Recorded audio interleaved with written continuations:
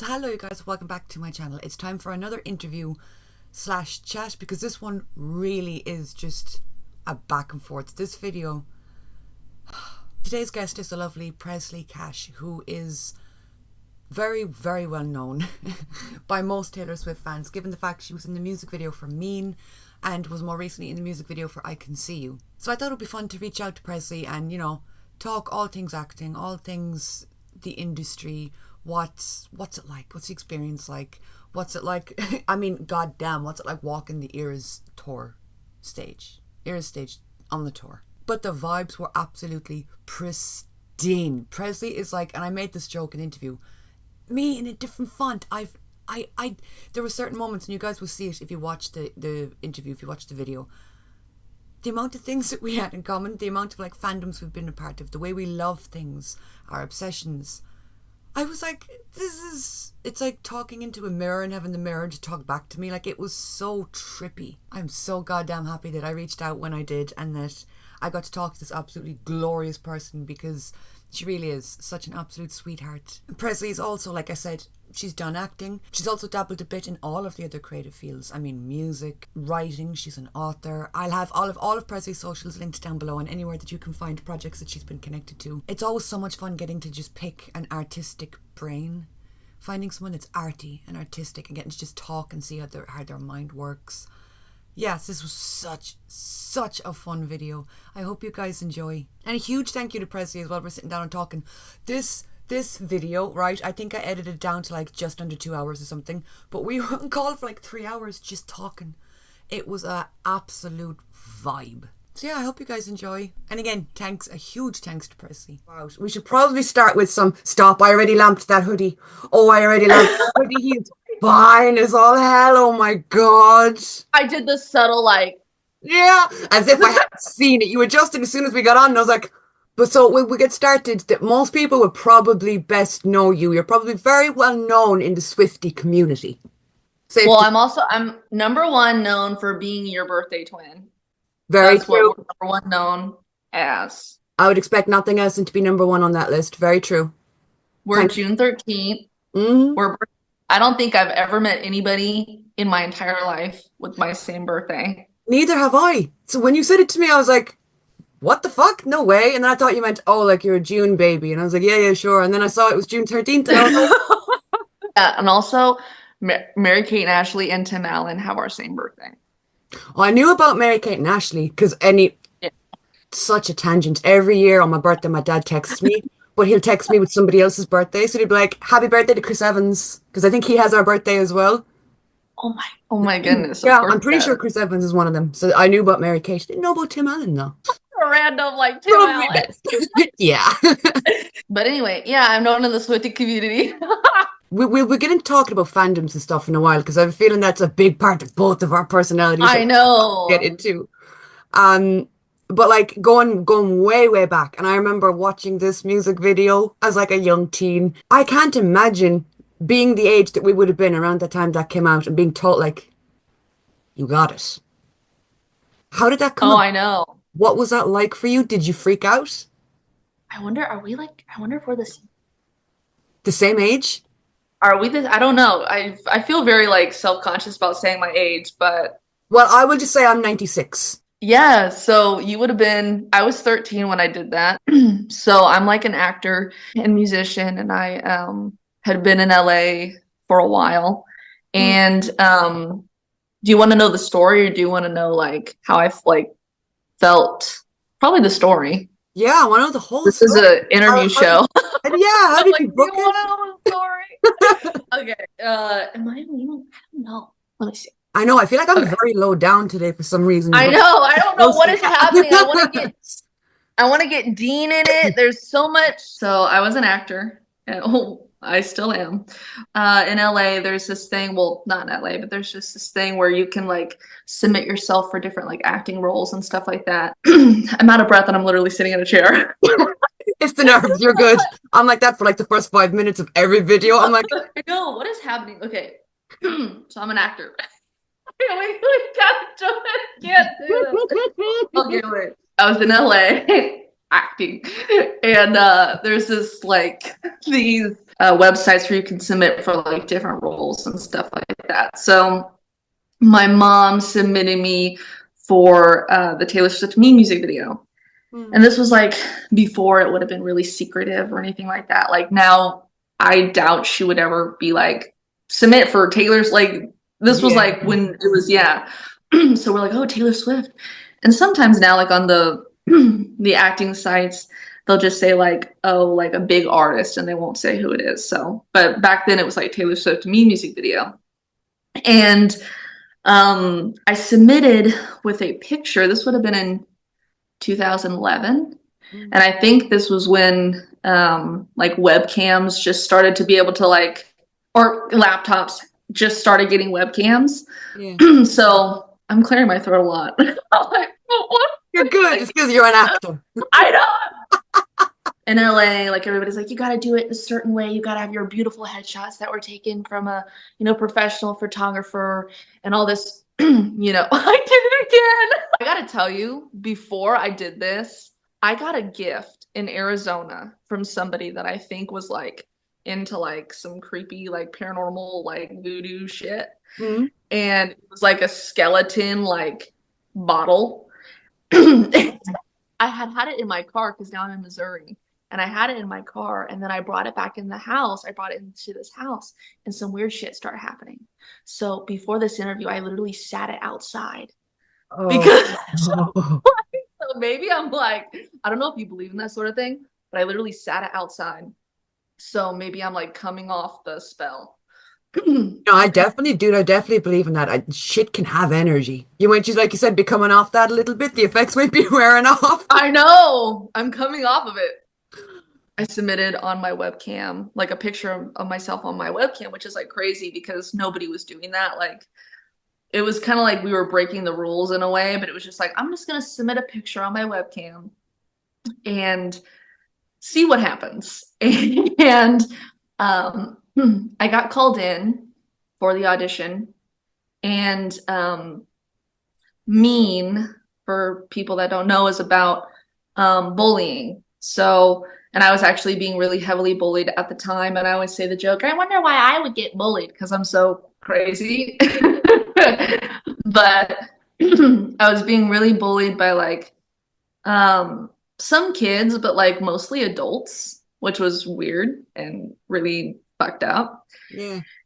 And so when I did the audition, I went in and, every teenage girl would have wanted this role. Like it's something crazy in LA where it's like you get like 5,000 people submitting, maybe 300 called in, and like one for the job.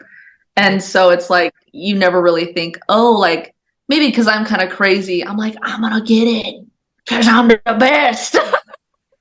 But I didn't really think anything because you have to be like cautiously hopeful, I guess, in LA.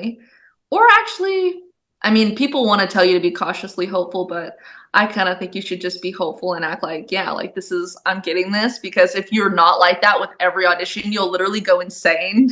You'll be like, if you don't believe that you could book everything you go out for, you're literally going to go insane. LA is a crazy place and there's tons of rejection. And I was doing this since I was 7 years old. So I've been doing this for 20 years. But anyway. Every time you guys are a distraction. I know. I submitted, I went to the audition, and there was all these like teenage girls with their like beautiful headshots. And when I went to blow up this picture I had taken on my webcam, it could only blow up to like a 4x6. An 8x10, it looked like I had no face because I had taken it on a webcam. Pixels. So I know. So I got a 4x6 picture on my 8x10 resume, and everybody had their beautiful headshots. And do you hear that? That's geese. I thought I could hear something a second ago, and I was like, is that my background or yours? It's geese outside. We're out in the country. But so I went into the waiting room, and actually I've told this on like a few live streams, but I've never like actually officially told this story. But if we want to like bring the paranormal into it. So This is going to be a little long-winded, but whatever. So my brother passed away from a drug overdose in 2010. And he was like 6'7", bigger than life, like a musician like me. My mom was like, you and Ben are like carbon copies. And so I've lived my life with paranormal and ghostly things and the spirit world, and I truly believe in all of that. There was a part in this video that didn't end up going, and it was supposed to be like for a gym coach. And so there were like some men they're gonna audition for to be a coach, I think in like the locker room scene or something like that. So we're in the waiting room. We're like, I'm waiting to go in with my mom. I'm sitting there with my mom. And this guy walks in and he looks like the spitting image of my brother. And my mom literally is getting chills. And he sits down right next to my mom. And he looks at her and is like, how are you today? And my mom was like, she was like, I got full chills through my whole body. And she was like, I'm good. How are you? And he's like, I'm good. And then he like looks at the assistant or whatever that was there and was like, do you need a headshot for this? And she's like, yeah. And he's like, well, I didn't bring one. And then he stands up and he goes, you guys have a good day. And he walked out and he never came back. And when I think about that, I go, it's so weird that like somebody that looked like, you know, it could have been someone that looked like him, or I don't know. It's very like, it's like the mysteries of the unknown. It's like weird. And it was weird that that happened at that moment, the moment before my life was going to change forever. It was like so that's like, huh? To me, that sounds like a sign. Yeah, it sounds like a crazy sign. I believe. Yeah, so that crazy thing happened. And they were going to pair me with two bullies to go in there. And they're like, they're going to keep you in there till you cry. And I'm like, I don't like to cry, well, period. But not like as an actor. It's kind of hard. I'm an actor. It's kind of hard. You know, like now I could easily cry because I've had so much horrible things happen to me. But but no, I was going through this bullying and stuff, and it was bad. I'm just making a joke. So I went in the room with these two girls that were like gonna bully me, and it was basically doing like an improv scene of that chippy cheddar girl moment where I'm in front of the diner and stuff like that. And something happened to me in there where I literally just started sobbing, and I was like sobbing because of all the bullying that I was going through at the time. And I had never really allowed myself to sit and be upset about it because you just kind of try to go through the motions. And so they literally stopped the audition. They're like, are you, and Taylor wasn't in there. This was like casting directors, but I'm kind of suspicious because there was like tinted windows in there, and I'm like, was she behind there? Who is it there? But I know who's in there. But they stopped the audition. They're like, oh, like, are you okay? And I was like, oh, I don't know. So basically it was like, okay, thank you so much. And like in Hollywood, they have this saying where it's like, throw your script in the trash and just try to move on because you don't want to get too attached to anything. And a few days later, I got the call that I booked it. It was insane because first off, it's like I was 13 and I was being bullied. And so it was like the ultimate like F you to my bullies, like being in that video. Yeah. But yeah, like I booked it and the rest is, as they say, history, but as they say, her story. Yeah. Fuck yeah. Like being a regular 13-year-old going through life and all the drama. Oh, I was never a regular 13-year-old. I feel you on that. There's an energy to you that I'm like usually with these interviews, I'm like, okay, like, you know, you plan the questions, you plan everything. But there was just an energy to you that I was like, we're gonna get on. I could feel it. We're gonna get on. Yeah. But like, you know, going then into a setting like that where it's like, it's so kind of true to life in a way because it's very, the part that you played is very common for a lot of teens, a lot of young teens and stuff. What was going back to school like, or being around other people after that? Well, I wasn't in school because I was homeschooled, because it's like a big long story, but I'm from the Lake of the Ozarks. So I was born in I'm from the Lake of the Ozarks, Missouri. And I was always a crazy, weird kid. And I always was like, I want to be on TV. I want to do, and I was singing and, playing pretend and talking to myself in the mirror and doing all this crazy shit. And my parents were like, what are we going to do with this kid? Like, we got to do something. And so, I'd always wanted to be an actor or do stuff. So I started in like theater. And then I believe my parents were like, well, we need some kind of pictures of her. So they like went in the phone book. Anybody know what a phone book is? That's dating both of us right now. How fucking dare I you? know. They got in a phone book. And found like a photographer like down the twisty turny, like in a trailer somewhere. And we took some pictures in her trailer. Then there was like two agencies. I'm not sure how like my parents figured this out, but there was two agencies, one in St. Louis, Missouri, and one in Kansas City. And we submitted my pictures to both of them. And the Kansas City people, Exposure, that's their agency name, they wanted to see me. And I was about 7 at this time. And I went in there, I did a little meeting with them, and then it was like, okay, we want to sign you. And then it was like in like the first week I was signed, I had like my first ever audition, which was like a Payless shoe commercial. And then I booked it. So it was like, oh shit, I'm famous. Wow, That's it. that's all so quick though. I know, it was crazy. And I still have that agent. Like that agent literally was doing all this stuff for me with the I can see you and getting it all. Like, so it's crazy that like she has been with me through this whole entire thing. And LA agents just suck. I've just been through so many. But the Missouri ones are like, we got you, girl. So I went up there and I did some commercials in Kansas City. And then it was kind of like a manager came and talked to the agency about a thing called pilot season in LA. And I was like, you go there for like 3 months and you like get your feet wet and audition for pilots, which a pilot is like an episode of a TV show that they want to sell to a network. And so they're like, it was kind of like, oh, like maybe we should go to pilot season in LA. Like we're in Missouri. It's like so cold. We want to go to LA and like be warm. And like also my little self thought like, I don't want to be a pilot. I don't want to fly a plane. Oh my God. I thought we were acting.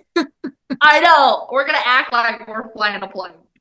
And so the story goes like we went out to California for 3 months and then we never came back because we realized it was my mom and I, and my dad stayed back home, like holding down the fort and doing his business and stuff. But we went out there and we realized you can't really accomplish anything in 3 months. Like this is like a pipe dream that they're trying to sell people. It's like, you're not going to be who you want to be in 3 months.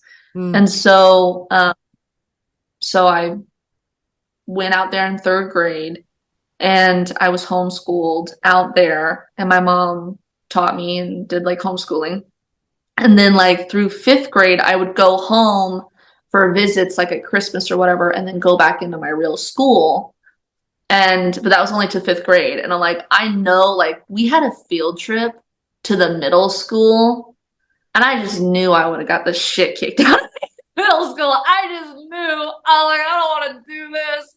Fuck it. I don't want to go here. You're like, this isn't for me. I know. It was like we were just all looking and there were like, there's lockers and like tampon machines. And we're like, this is not for me. I got to get out of here.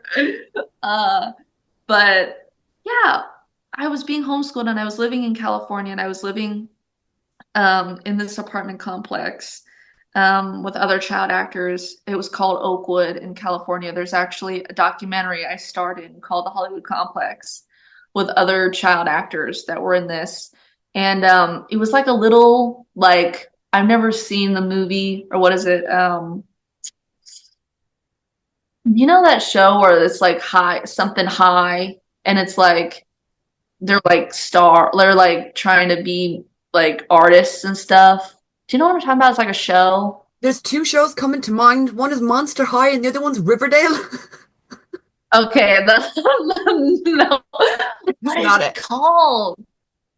I don't know, but it was like a place. There was 1,000 apartments in this complex, and there was all these other kids. And that's what was really cool is when I came out to LA, I was around other kids that like wanted to do the same things that I was doing. So yeah, there was like some bullying and stuff, but like it was like I was around more like-minded people Mm. than, in my small town in Missouri where it was like, why are you coming to school dressed like that? What are you doing? Like, Yeah. what's going on? I literally like in third grade, like right before I went out to LA, my third grade teacher was like, that's where she needs to be. Like, she does not belong here. I literally did a book report where I wrote a rap and I rapped throughout the entire classroom, banging on the other kids' desks. And then I left the classroom and I slammed the door. And that was my book report. And I'm like, I gotta go to LA. Did you get a good grade at least? Probably. I think my teacher liked me. So yeah. But yeah, like your initial question. So I was in a place with other people and there was like dance classes and singing classes and acting classes that this apartment complex was like running. It was called the Showbiz Kids program. And so it was like, I do my schoolwork in my apartment and then I go down to the clubhouse every night and there was something going on and something creative going on and all these other kids. So after circling back from your initial question, after I did the Mean music video, I don't really remember how they acted. They probably acted, I mean, there was jealousy in it because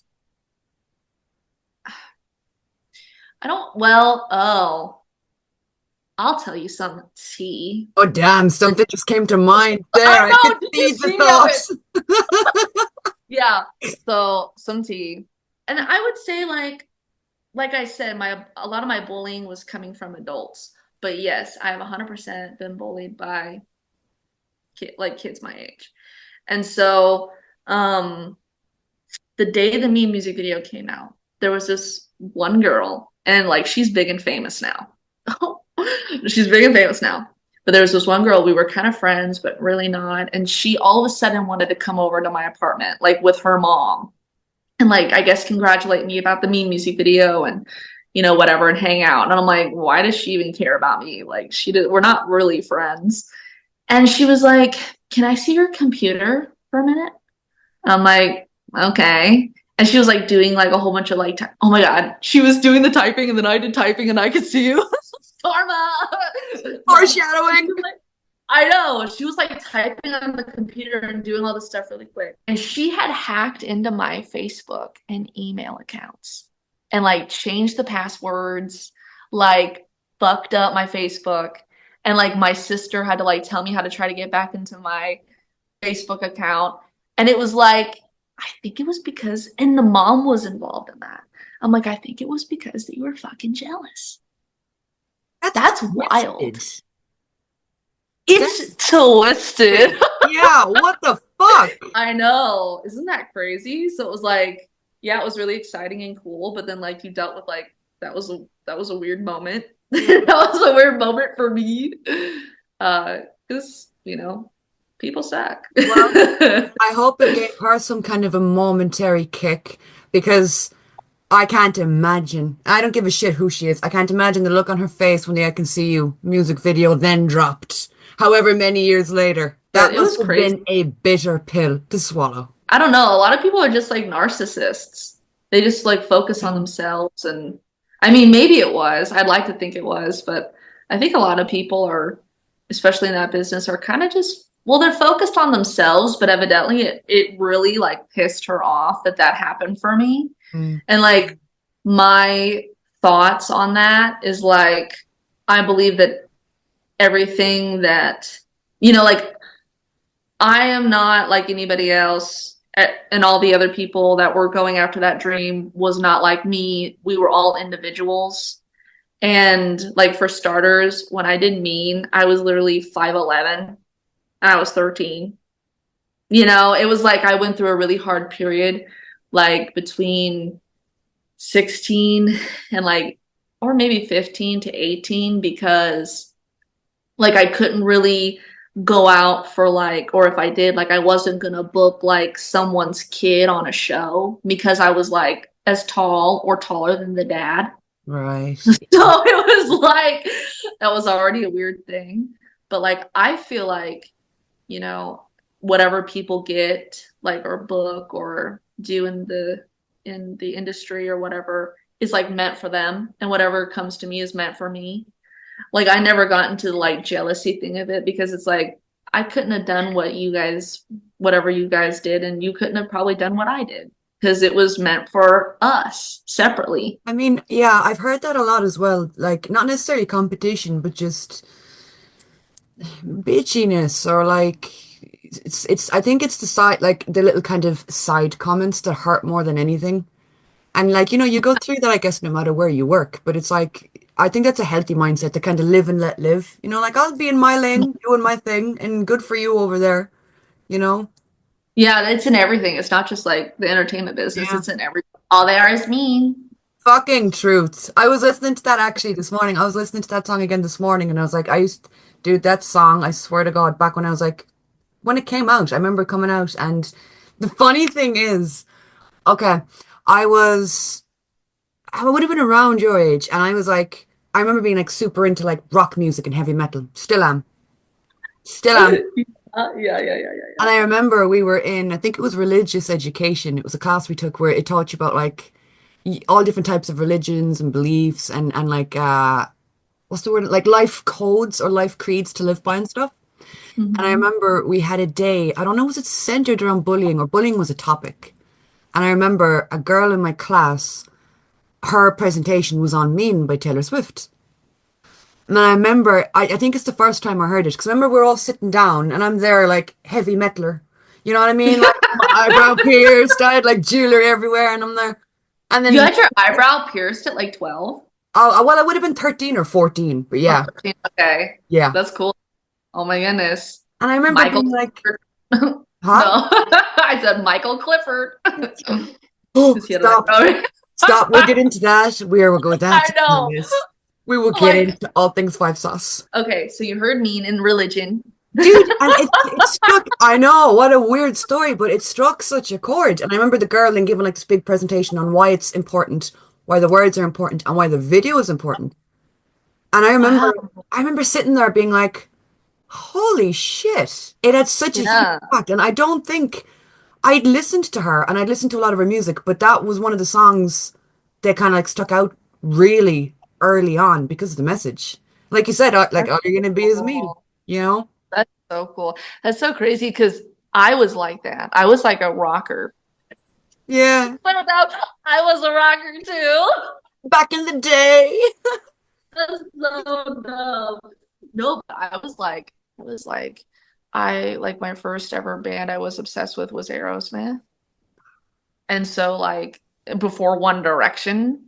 And so I was like, maybe I was like 14 or something at that point, but I was like, and my mom was like in homeschooling, like, because I'm a musician and stuff. So she was exposing me to like, Fleetwood Mac and Cyndi Lauper and, uh, Meatloaf and all these like off the wall people. And I was like watching documentaries about them, Bob Dylan. And so like when I was like a teenager like that, like around our age back in the day, I was like listening to Bob Dylan and Aerosmith, and I was like reading. I'd go in my room and like read Steven Tyler's autobiography, and I'm Yeah. thinking my mom would kill me if she knew I was reading this shit. But she's like, at least she's reading. But I was so like, I was like very like hipster, like if that's even a word. I regret saying that, but I was very like that. But were you like into like the emo stuff also? Was that your rocker vibe? Yeah, I mean, I was raised on Linkin Park. They're my mom's Yeah. favorite band of all time. Literally, I have like four Linkin Park tattoos. They were like her favorite band. I was raised on like rock music, and then when I got a bit older, I kind of branched off into like I went super hardcore into My Chemical Romance. They were my life. And all of this was before my One Direction and Five Sauce stages. Right? It's How so backwards is that? crazy. Yeah, And that's then exactly what it was. we turned into like 1D, like, but we were like hardcore before. Yeah, that's exactly what it That's was like for me. Because I remember, like, like you get a reputation for being like the oddball or like whatever. I always had that reputation, and like I didn't care. I was chill with it. And then one day I come into school, and it's like my I Heart Harry pencil case and my like 1D bag, and I'm like, "What's up?" And people thought I was taking the piss, and I was like, "No, like I love them." I left my own graduation party early, so I could go from my city to Dublin to see them in concert. I saw them 2 nights in a row. That's amazing. What year was that? That would have been, it was the On the Road Again tour. It was the tour that Five Sauce opened for that night. I think I went to that. I went to it in 2014 and Five Sauce was opening. Yeah, it would have been 2014 because One Direction did a book signing in London and I met them the same year. So it would have been 2014. You met them?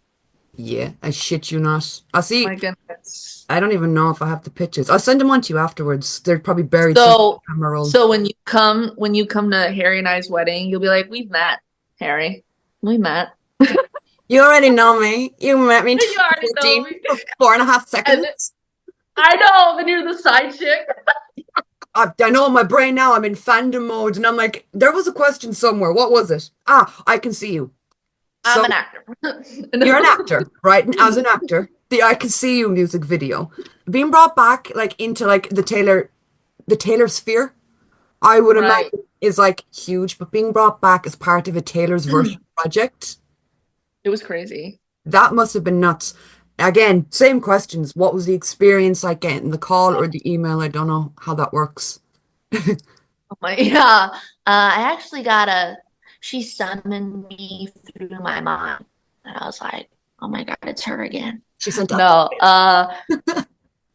right. No, so before I knew about the Taylor's version stuff, and I was really proud of her, and I was really like, she's really sticking it to them because it was just crazy and horrible what was going on with that. And I kind of had it in the back of my mind, like, maybe she'll do something about Speak Now, Taylor's version. I don't know. You know, I never thought like, oh yeah, I'm gonna get called back for that. Like I just kind of was like, oh yeah, I'm looking forward to it and it'll be cool to hear me and whatever. And she had said at the Eras tour, she was like, I had this in my mind for the past 3 years. And I'm thinking, Taylor, you should have told me because I was going through a really dark time. I was like, I wouldn't have been like depressed or as depressed. But building up to that, it was like the pandemic 2020 and 2021, 2022, they just got worse. Yeah. Just fucking got worse. And I was going through a lot of like changes in my life and like mental health struggles and depression, anxiety, all this stuff. And I was just kind of trying to like stay afloat in my life. And it's very weird because this has happened twice now. Like me music video, I was being bullied, she saved me. This, I was going through crazy shit, she saved me. Like it was crazy. But so I was like in 2021, I believe, I was like working at Hot Topic, and that was honestly like such a bright spot in my life because we had been like, on lockdown, at least over in LA, we were on lockdown. Like, don't go outside, whatever. And then it was just a horrible, crazy time. And I was feeling very isolated. And I think a lot of people were, and we weren't able to see anybody or touch anybody, or that sounds creepy, but we weren't able to do anything. Like, just like, we were like in our house like this, but it was just crazy. So I got this job and I was working and it was just like kind of bringing me back to life a little bit. But I was having like it was like we were all working at Hot Topic and it would be like, oh, so-and-so's crying in the break room. Like it was like, crazy because we're emo. We're like, I'm not okay. My Chemical Romance. But I was like, where'd you go? You stayed out for a long time. I'm not okay. Just But kick me out. I just left the call. I know. It's like I'm done. But and I ended up meeting like one of my best friends, Carlos, there, and he worked there. And his birthday's June 15th, and he was a big Swiftie, and it was like it was crazy that we were like working together, and it was just like at this particular store, it was at City Walk, which is right before you get into Universal Studios, and it was like we were all these like people in our 20s who were literally acting like we were teenagers. And we were dancing and like working, but like dancing and like, being crazy. And like my manager would send out like a group chat, like, okay, like on Monday, we're all gonna dress as witches. And it's like December. We're like, okay. Like it was like mandatory to dress up. And it was like just the funnest, craziest shit ever. But I was working there and I was also going through like some mental health stuff. And it was really crazy because this is another one of those universe things. Well, there's two kind of stories. One day I was at work and it was like around Halloween and I was dressed as David Bowie for like a Halloween costume thing. And this girl comes in and she goes, Presley? And I'm like literally in a COVID mask. I'm in David Bowie makeup. And I'm like, yeah, what? And she's like, oh my God, I've been following you since like 2017. I'm like, what? And she's like, and she was on vacation from England. And she like spots me working at Hot Topic. And I literally go to our DMs and she had like told me in 2017, like, you deserve a record deal. Like, and we had been messaging throughout time. And I was like, oh my God, like it started clicking. And she was like, and I was, like I said, I was like, that day was particularly hard for me. And she's like, whatever, like, I don't stop what you're doing. Like, you are doing so well. Like, just keep going. And I'm like, what are the odds that like this girl is on vacation from England, comes to Hot Topic and like sees me and tells me that? So, and she's a Swiftie because we're all Swifties. So I'm like, this is crazy. And then in December, which was like December before 2023, this guy comes in. His name's Art by Armand on TikTok and stuff. He's an amazing artist and just a really cool person. And we kind of got talking and it was kind of like, oh yeah, like you're in the Mean music video. Oh my God. And so, but he had like Taylor merch on. And then he like starts taking off his hoodie and shit. And I'm like, okay. So he's like taking it off. And he has a big Taylor tattoo on his arm with lyrics from Long Live on it that he did himself. And I think it was like the lyric about a band of thieves in ripped up jeans or something like that got to rule the world. And we have like this emotional moment in a Hot Topic. And like my manager at this point is like, let her do what she wants. So we're there like having a fan moment. And we got pictures together and stuff. And so it's really weird how these little things happen. And then like I had gotten to LA in 2021 after being in Missouri for a little bit and some crazy shit had happened and I was trying to rebuild my life back in California and I got this role on this show that I got there and I was there all day and then they finally came to me and were like, actually, we're not going to be able to fit you in today. And the girl who delivered that message to me was wearing a Reputation shirt. And it's just all this weird little things. And I'm like, okay, well, that's discouraging, but like, I like your shirt. Yeah. And so just all these weird little synchronicities or whatever you say it. I was in Missouri and all this crazy shit was happening. My world was kind of falling apart.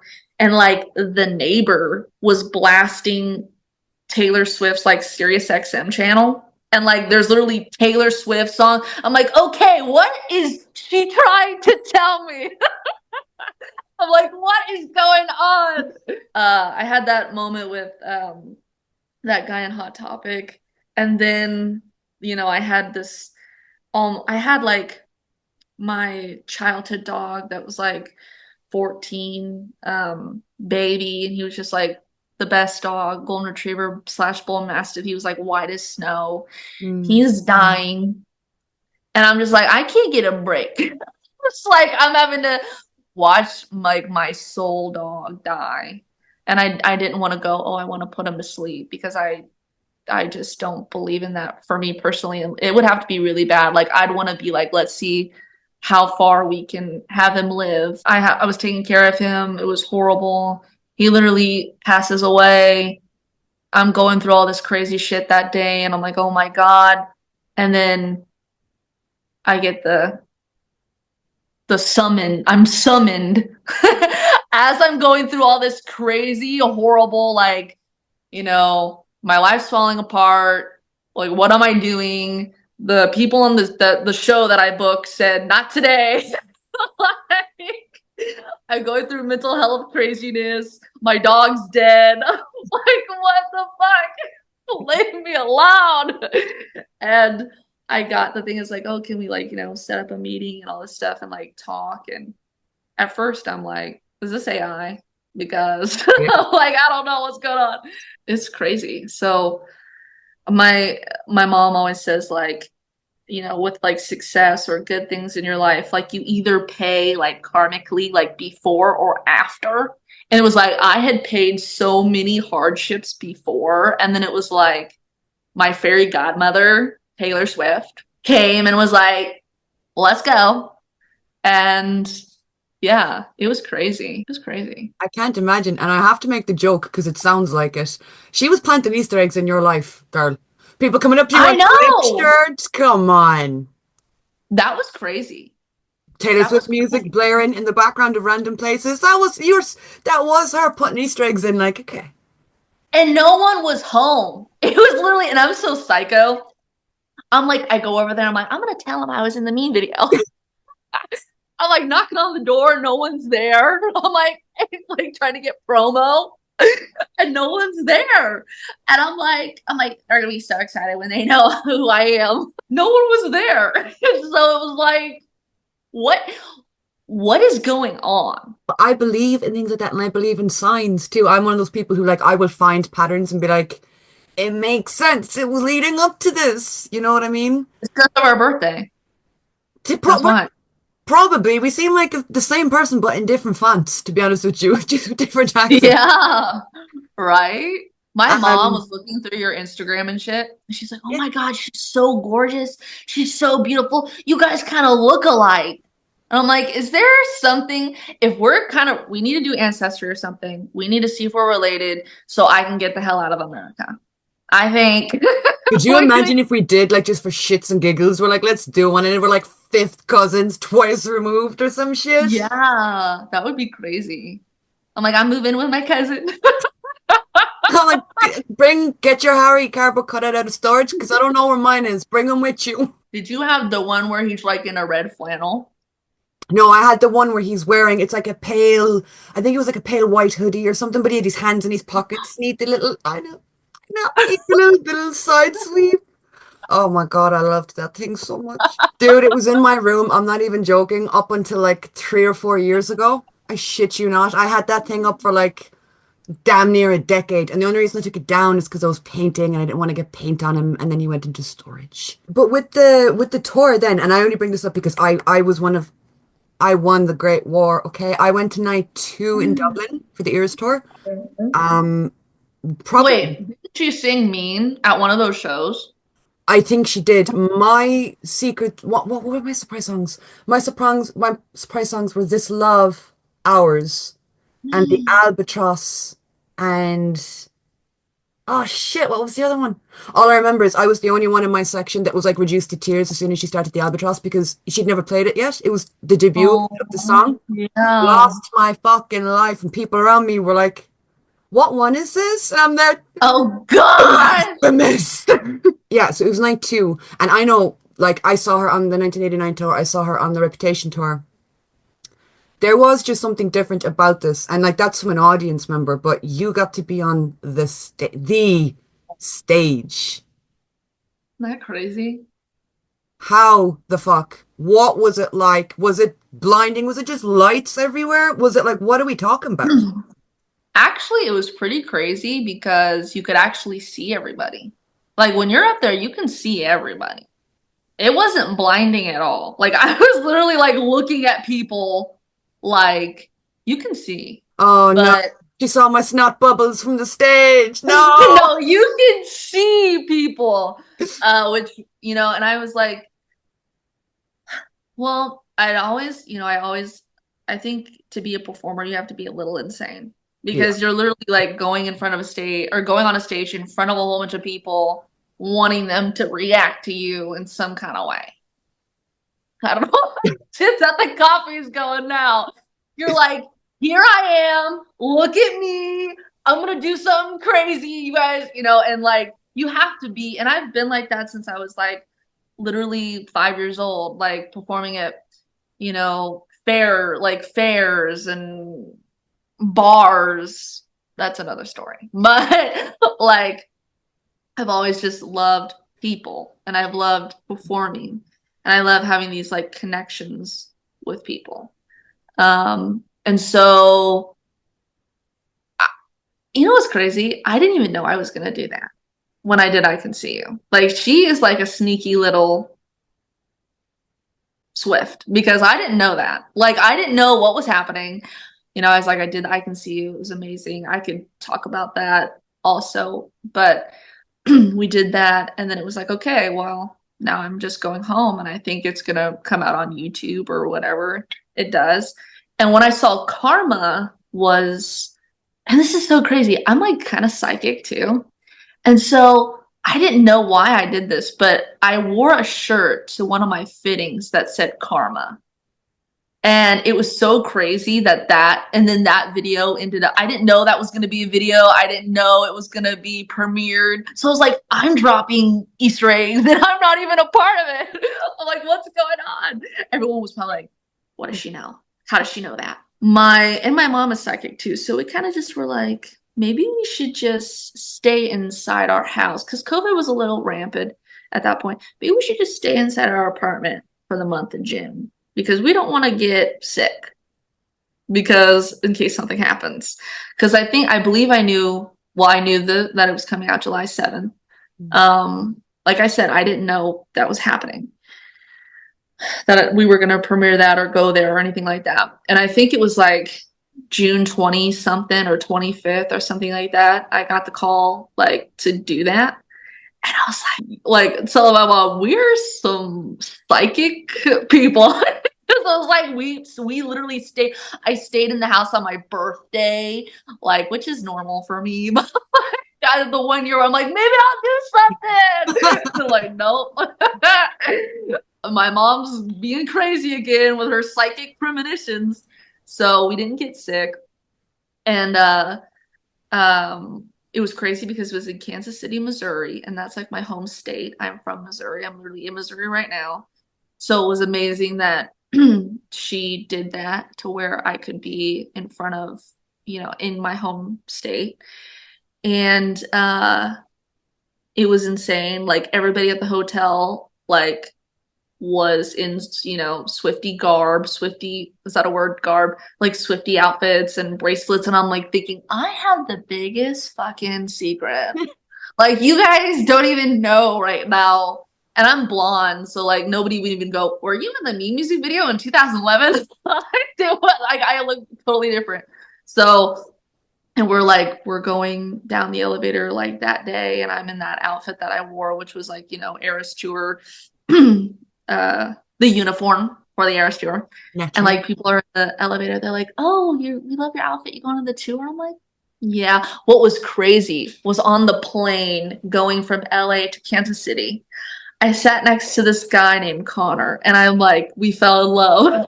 No, it was like I loved this guy. But it was crazy because we only started talking because this guy behind me, I don't know what his problem was, but he was a little older, so I don't know like what was going on. He kept putting his fingers in my hair. He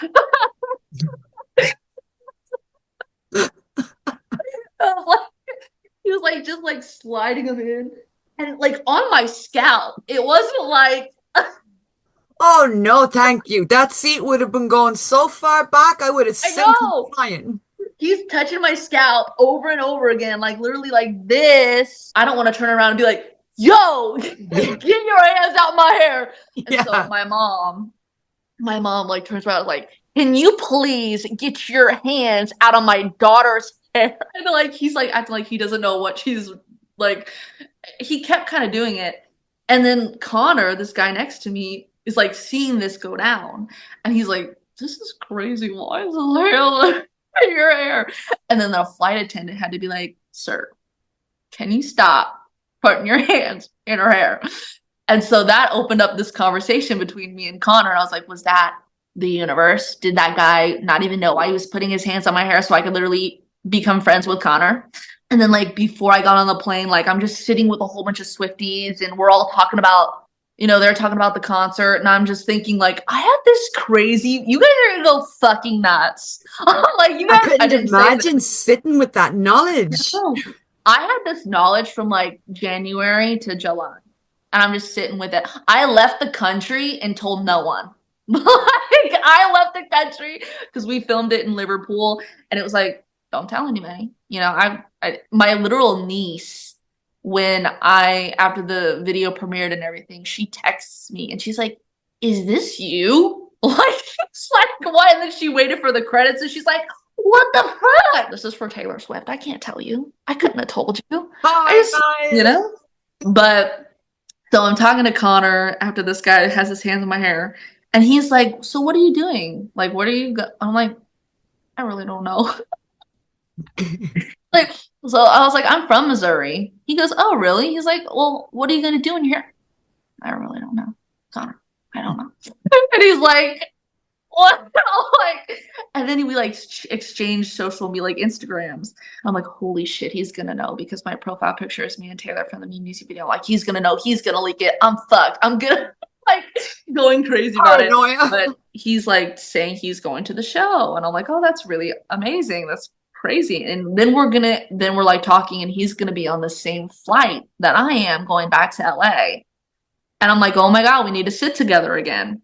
Mm-hmm. So I'm like, Connor is gonna like, and so literally this all happens. I'll talk about it really quick, but I got back on the plane going back to LA and he like sees me, he goes, Presley, because he had seen me go on stage. He's like, that's the chick I sat on the plane with, who this guy was like feeling up her scalp. But yeah, so we're like, going there. We go, it's so crazy to like go there, in the van or whatever we were in there with, and see all these people out, like around the venue and see all the people parked there and knowing how hard it was to get there for them and that they're all and I'm like literally in a van going through the back doors, going through like, I'm like, how did I get here in my life where I'm like going through the secret entrances, going to be on the Eras tour, in the place that I'm from. And it's crazy that she's like dating Travis now. So she's like always at that stadium. Like, so when I see her like going through that little door, what I'm like, that's where we were. But yeah, it was crazy. It was crazy to, be backstage at Arrowhead Stadium and then get like escorted out. And then everyone's like going, oh my God, like, they knew Taylor Lautner and Joey King, but they're like, who the fuck is she? But it was crazy to just go through there and be in the tent. And then I'm in the tent with like Jennifer Gardner at like 13 going on 30. And like, I'm like, life as a kid. I know. And she was like, it was crazy. And there's like, okay, we're going to like, when she's singing Bad Blood, we're going to like escort you guys backstage. And it was just like all this crazy. And like, we're watching the video play from backstage and like all of her dancers came back. And then like the one dancer that everybody thinks is hot, I don't know what his name is. Jan. Okay. So he's like, is that you? And I'm like, yes. And they're all like, eh. It was crazy because I had this knowledge that I was doing this and that I was a part of this and this was happening. And then it was like all day I was kind of just like praying and I was just like, it was just like I needed some kind of like spiritual help. I was like, what is good? Like, this is bigger than me. And I was lucky enough to be a part of this. She asked me to be a part of this. And like, you're backstage and we're like all we're all back there, and they were kind of nervous to go back there, Taylor and Joey. Like they were nervous to go out there, and I wasn't because I just and it's crazy that I wasn't, but I love attention. So I wanted 70,000 people, 77,000 people to go. We love you. Oh my God. But they were nervous, and I said something like, well, you know what we're gonna do like when we go out there? And they're like, what? And I'm like, we're gonna go make people happy. And they were like, okay. And I'm literally like standing back there, and then like these two like burly men are like at these doors backstage and like just flinging them open. They look like they weigh like 10,000 pounds.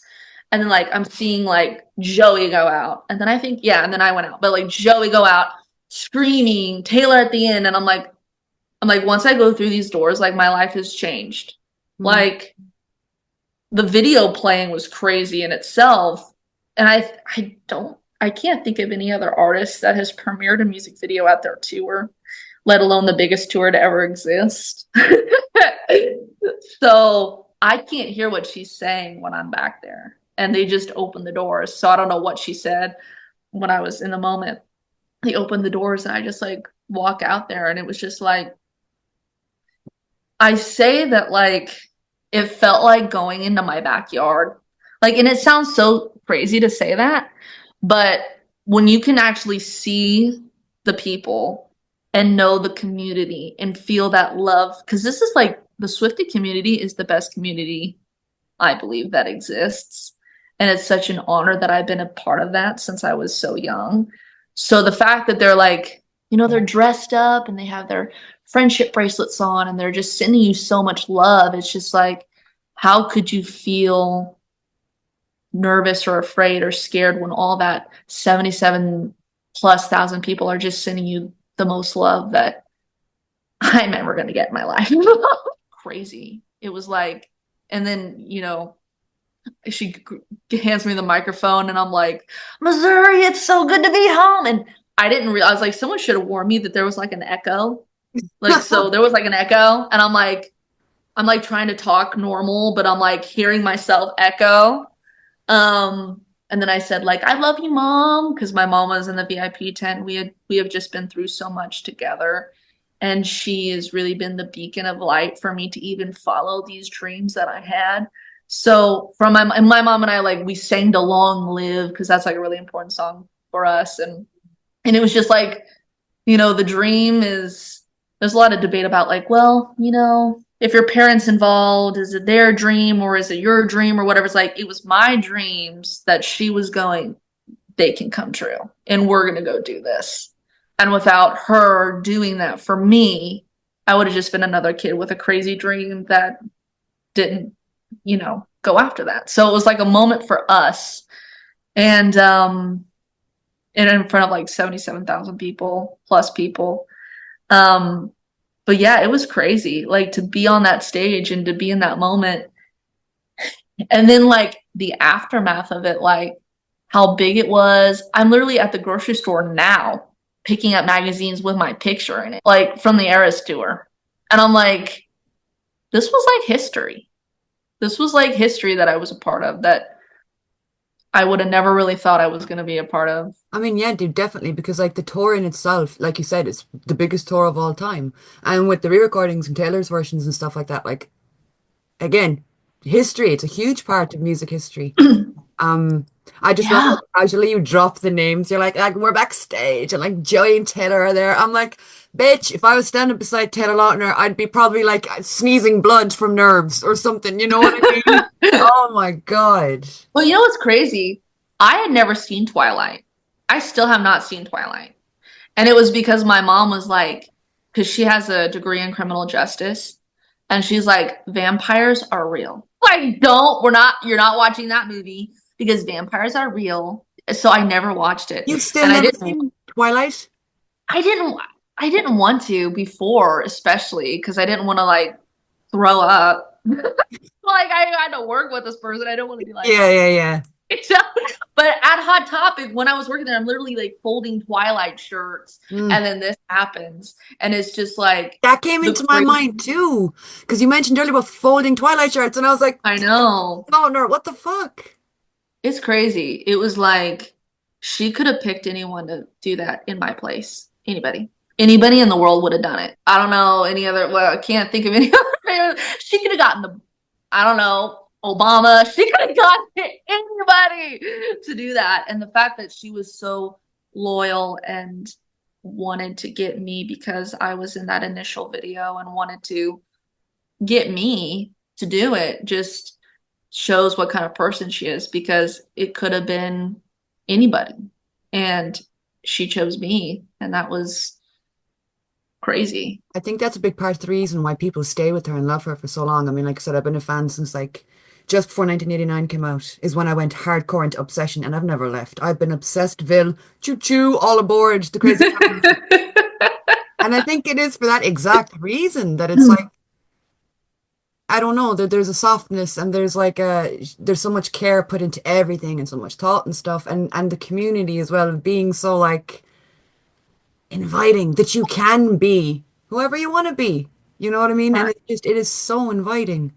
Um, but pivoting from music then just briefly onto some of your other creative ventures, because what I love about you is a creative bitch finds a way to be creative in so many ways. So we've talked about like, your acting, and I think you touched briefly on music and what that means to you.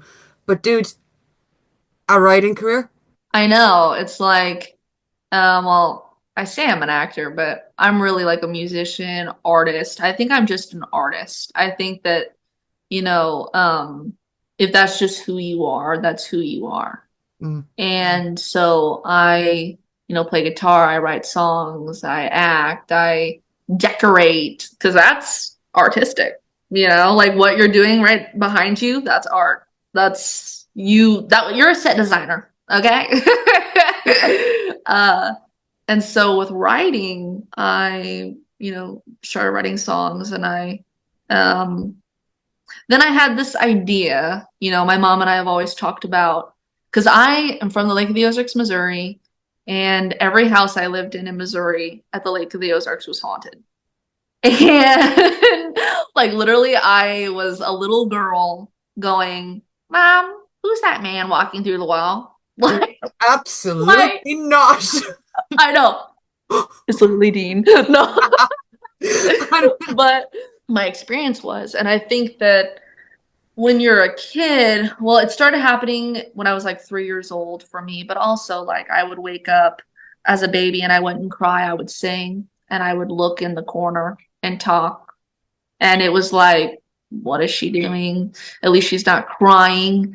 And so like I would literally go in my playroom and play for hours by myself, talking to someone that wasn't there.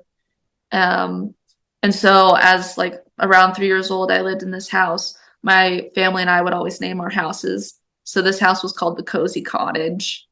And so I was like 3 years old. And I think that was when I started becoming aware. It wasn't like I didn't know that they were ghosts. I didn't know that they were spirits. I didn't know what was going on. I was like, I think in one of my books I wrote, I think I just was like, oh, I guess we just share this house with this witch lady that I saw. Like I didn't know. And obviously, like, I had like imaginary, what people would think were imaginary friends, but they were like Caitlin and Cootie, and they were literally like telling me how their parents died. And like I'm 3, and like I'm not exposed to, like, my parents weren't like horror buffs, like making me watch like Rob Zombie movies. Like it wasn't like I was like watching Barney and videotapes. I didn't even have cable. I'm like living out in the country. And Caitlin was like telling me things before they would happen. When I get to a certain age, I'm like, I know what fear is. I know that I'm scared of this, Mm. because I don't think that when people like look at ghosts or spirits or whatever, a lot of people just go, "Oh, that's evil." And I don't necessarily believe that. I believe it's kind of like the world. There's evil people and there's good people. And I think that that's kind of what the other side is. I don't believe it's all evil. but there is evil. So it was like, as a kid, I always kind of felt like something was behind me. Like it just kind of felt like something's behind me, something's going on, and my parents, and the whole thing about this story that I have that has been given to me from the universe, I guess, is, a lot of people want to say that if you see ghosts or if you have these experiences, you're mentally ill. And I don't, I'm a strong believer, like, I could be mentally ill and still see ghosts. But I was like, it's not like when you're literally like seeing your dad like get physically attacked or something by something you can't see. That's not mental illness. That's real. And if you're seeing like something like pick up and throw across the room, like that's not mental illness. That's real. And so as I got older, and it was like when I went to California and LA, it was like the first place I'd been that wasn't haunted. And I was like, this is amazing. Like, what is like, no one's walking through the walls. Like, no one's like trying to talk to me. Like, no one's hanging from my shower curtain. And so as the pandemic happened, and before that, my mom and I had kind of talked about writing a book or writing a show or doing something like that. But, you never really sit down or at least we weren't sitting down and focusing on something because we were always doing something. We were always going somewhere or busy or whatever. And so the pandemic happened and we were stuck in our house and we were like, well, maybe we should start writing this book. And, my mom would kind of tell, because I was 3 years old, so I do have memories from it, but she would also like tell me, things that I didn't remember and talk to me and I would write it. And there was times where I know you talked about wanting to write a book or something. It's daunting as fuck. There's days where you just don't want to do it anymore. And my mom would be like bitching at me, you gotta finish that book. I don't want to die and not have finished that book. She's like, if I died tomorrow, you'd regret it. Like she has that Jewish guilt, but she's not Jewish. And I'm like, ugh. So I'd be like, start writing again. It's a love, but it was like, I had to have someone kind of keep on me to keep doing it and go, okay. Because then but then when I got into it and started writing and coloring things up and stuff, I really liked it. And it was like getting to write about your life. Because it's about paranormal and the first house I lived in. And we did a book series where there's 4 different books. It's called Ozark Runner. It's on the Amazon Kindle store as an ebook now. I'm working on trying to get the audiobook out before the end of the year where I'm reading it.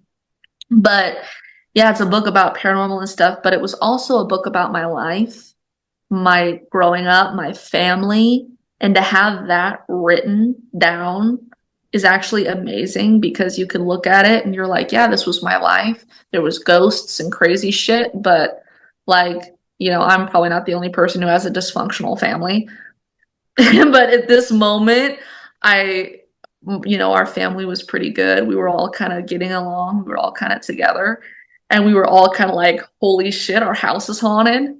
And it was like, coming out of the late 90s into the early 2000s. And this was before paranormal shows were a thing. This was before it was cool to have a haunted house. We were living in the middle of nowhere with these things, and my sister was like a horror movie buff and she was into it, and she had lived in a haunted house like in the 80s with my mom and my brother and my mom's previous life with her other husband.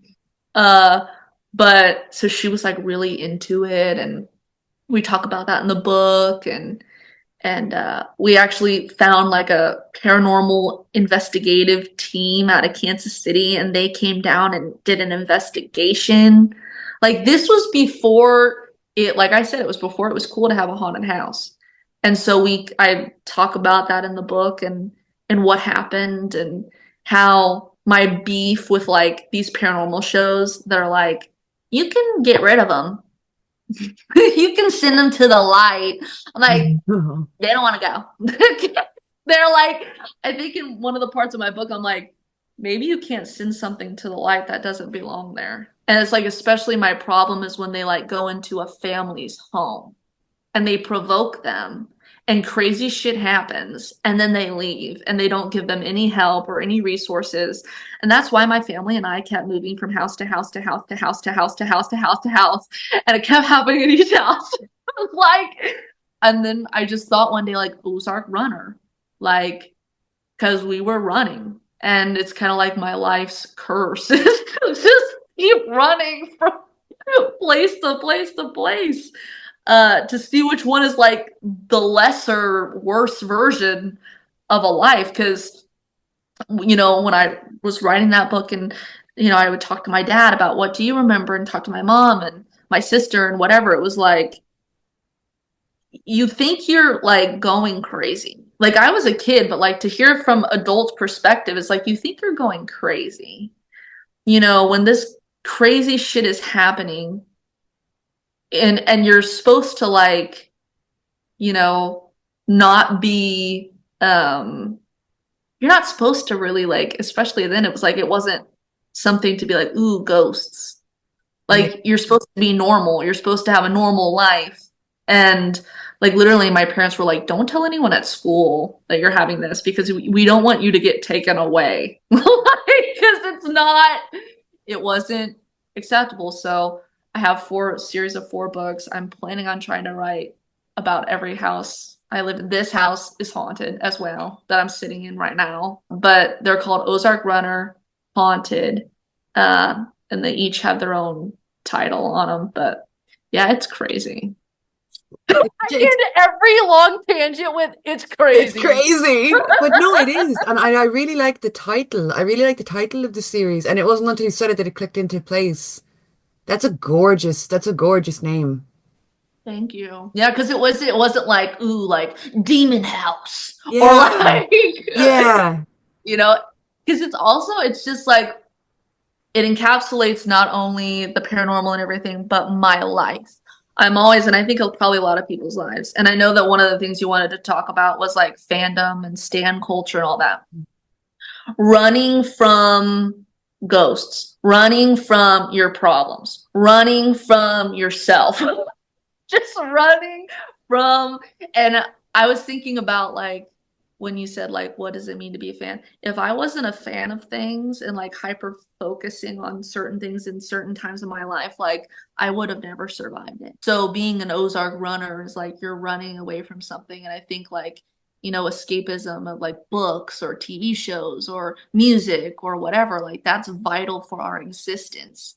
Yeah. In my opinion, it's very important. Like people want to act like, oh, like Swifties are just like, you know, all they think about is like, no, like that's their comfort. Like that's what's helping them live a life. Like that's what's, you know, like fuck you guys. If they want to stand in line for a fucking book, like the Eras Tour book, they want to fucking like spend all their money on the Eras Tour, like shut the fuck up. Like this is, you know, what's life without things to believe in and look for and like hide in? That's been my entire life. Is like, dude, I know, I feel we're sisters. I feel it. If I was to go through, like, even my tattoos, you can physically see the eras. All of my tattoos are like fandom related. And like, if somebody asks me, what were you doing like this whatever year, I will go by like, what was I into? Right. You know what I mean? Like Supernatural was like my early teen years to my late teen years. And then again, I rediscovered my love for it like during lockdown. Taylor Swift has just been from like 2020, 14, 15-ish to like now. And then there's like small little micro obsessions. And it's funny because like you said, it's somewhere to hide. It's somewhere to feel safe and take you away. But like also the creative things that you can do with a burning passion or love for something.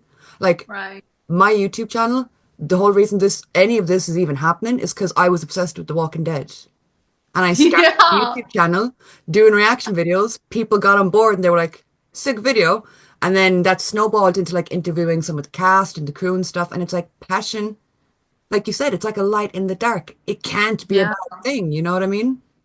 Yeah, I love that. Yeah, because like when I was doing that, like as when we were like rockers in our early teens, I didn't like know what hyper hyperfixation was. And now it's like a thing that people talk about on like TikTok. It's like, yeah, that's what I was doing, hyperfixating on things. And it's really cool that like you've turned this into like a thing where you're like talking to people and like about things that you like, or it's really cool. Like I tried to do that. Like I did a little like show on my Instagram during lockdown called Coffee and Contemplation.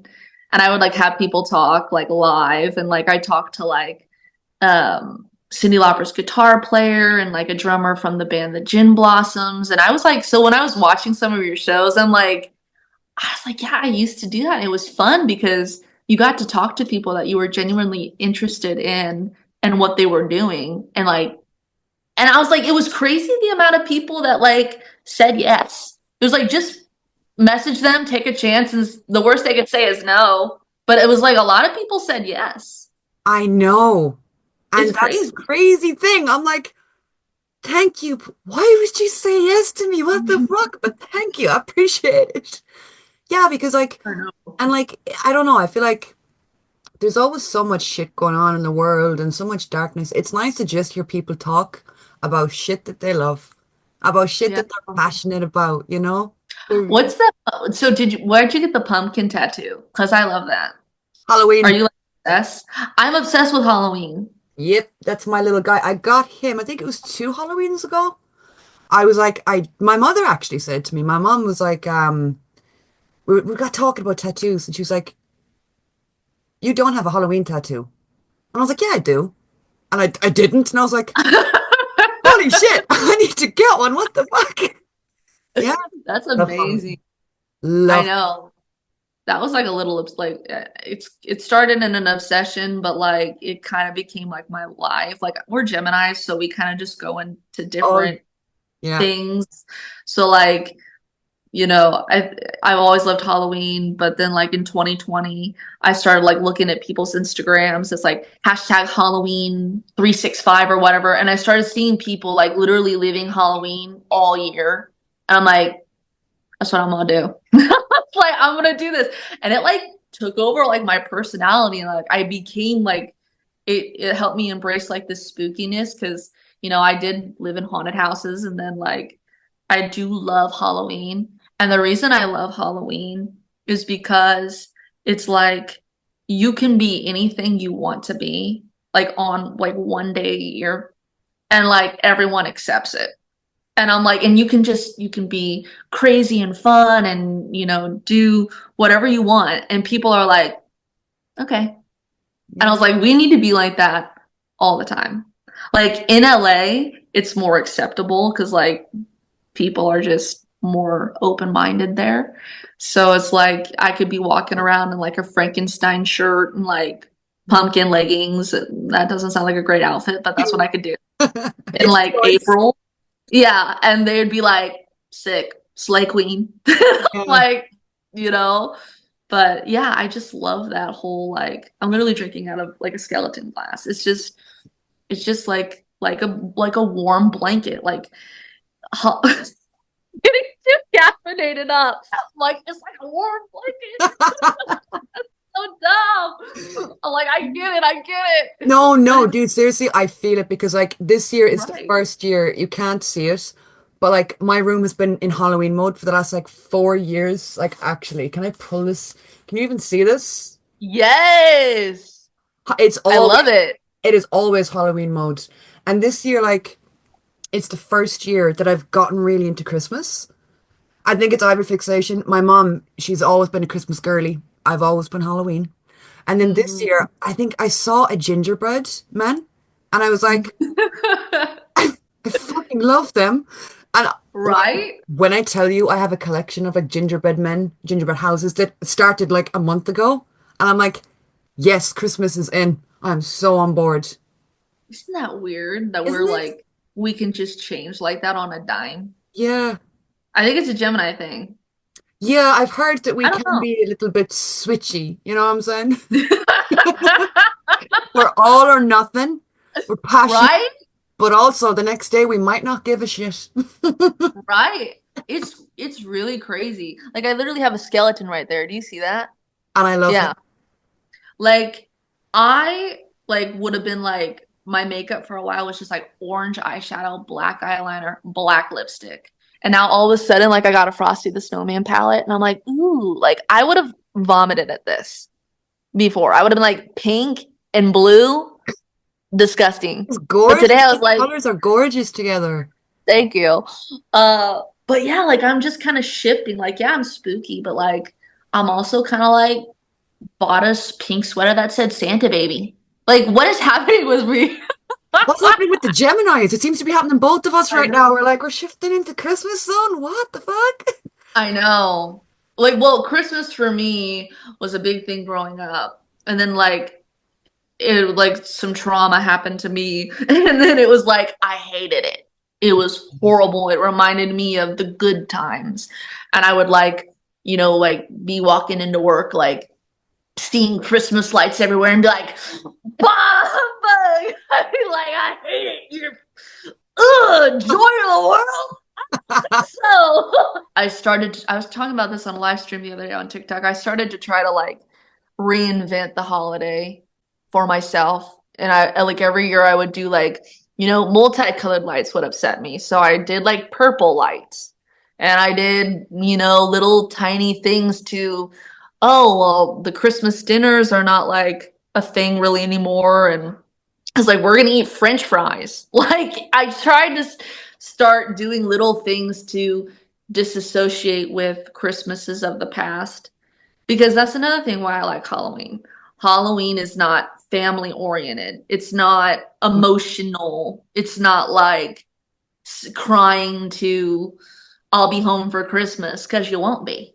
It's not like it's like party Halloween and Christmas is just so loaded for so many reasons and people. So, and then like my mom and I was like, let's just like in 2020 we watched this movie on Christmas called Vibes, Mhm. and it's starring Jeff Goldblum and Cyndi Lauper, my king and queen. And I was like, we watched it. It's just this crazy, quirky movie. I love how you're like, so tell me about I Could See You. I'm like, so Vibes. No, I've never heard of it. No, No, it's crazy. It's literally, I shit you not. It's like it says it's a psychic comedy that's out of this world. That's the tagline. They're psychics and it's a comedy. And they like go to Ecuador and it's just a crazy movie. And we watched it on Christmas night 2020.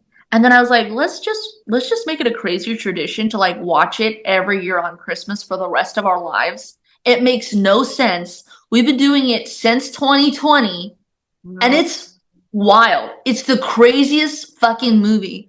And we're like, because also those like Christmas movies like Home Alone or Santa Claus with Tim Allen is like it provokes emotions for me because I'm like that's when life was a certain way and I'm like let's just watch Vibes and eat French fries.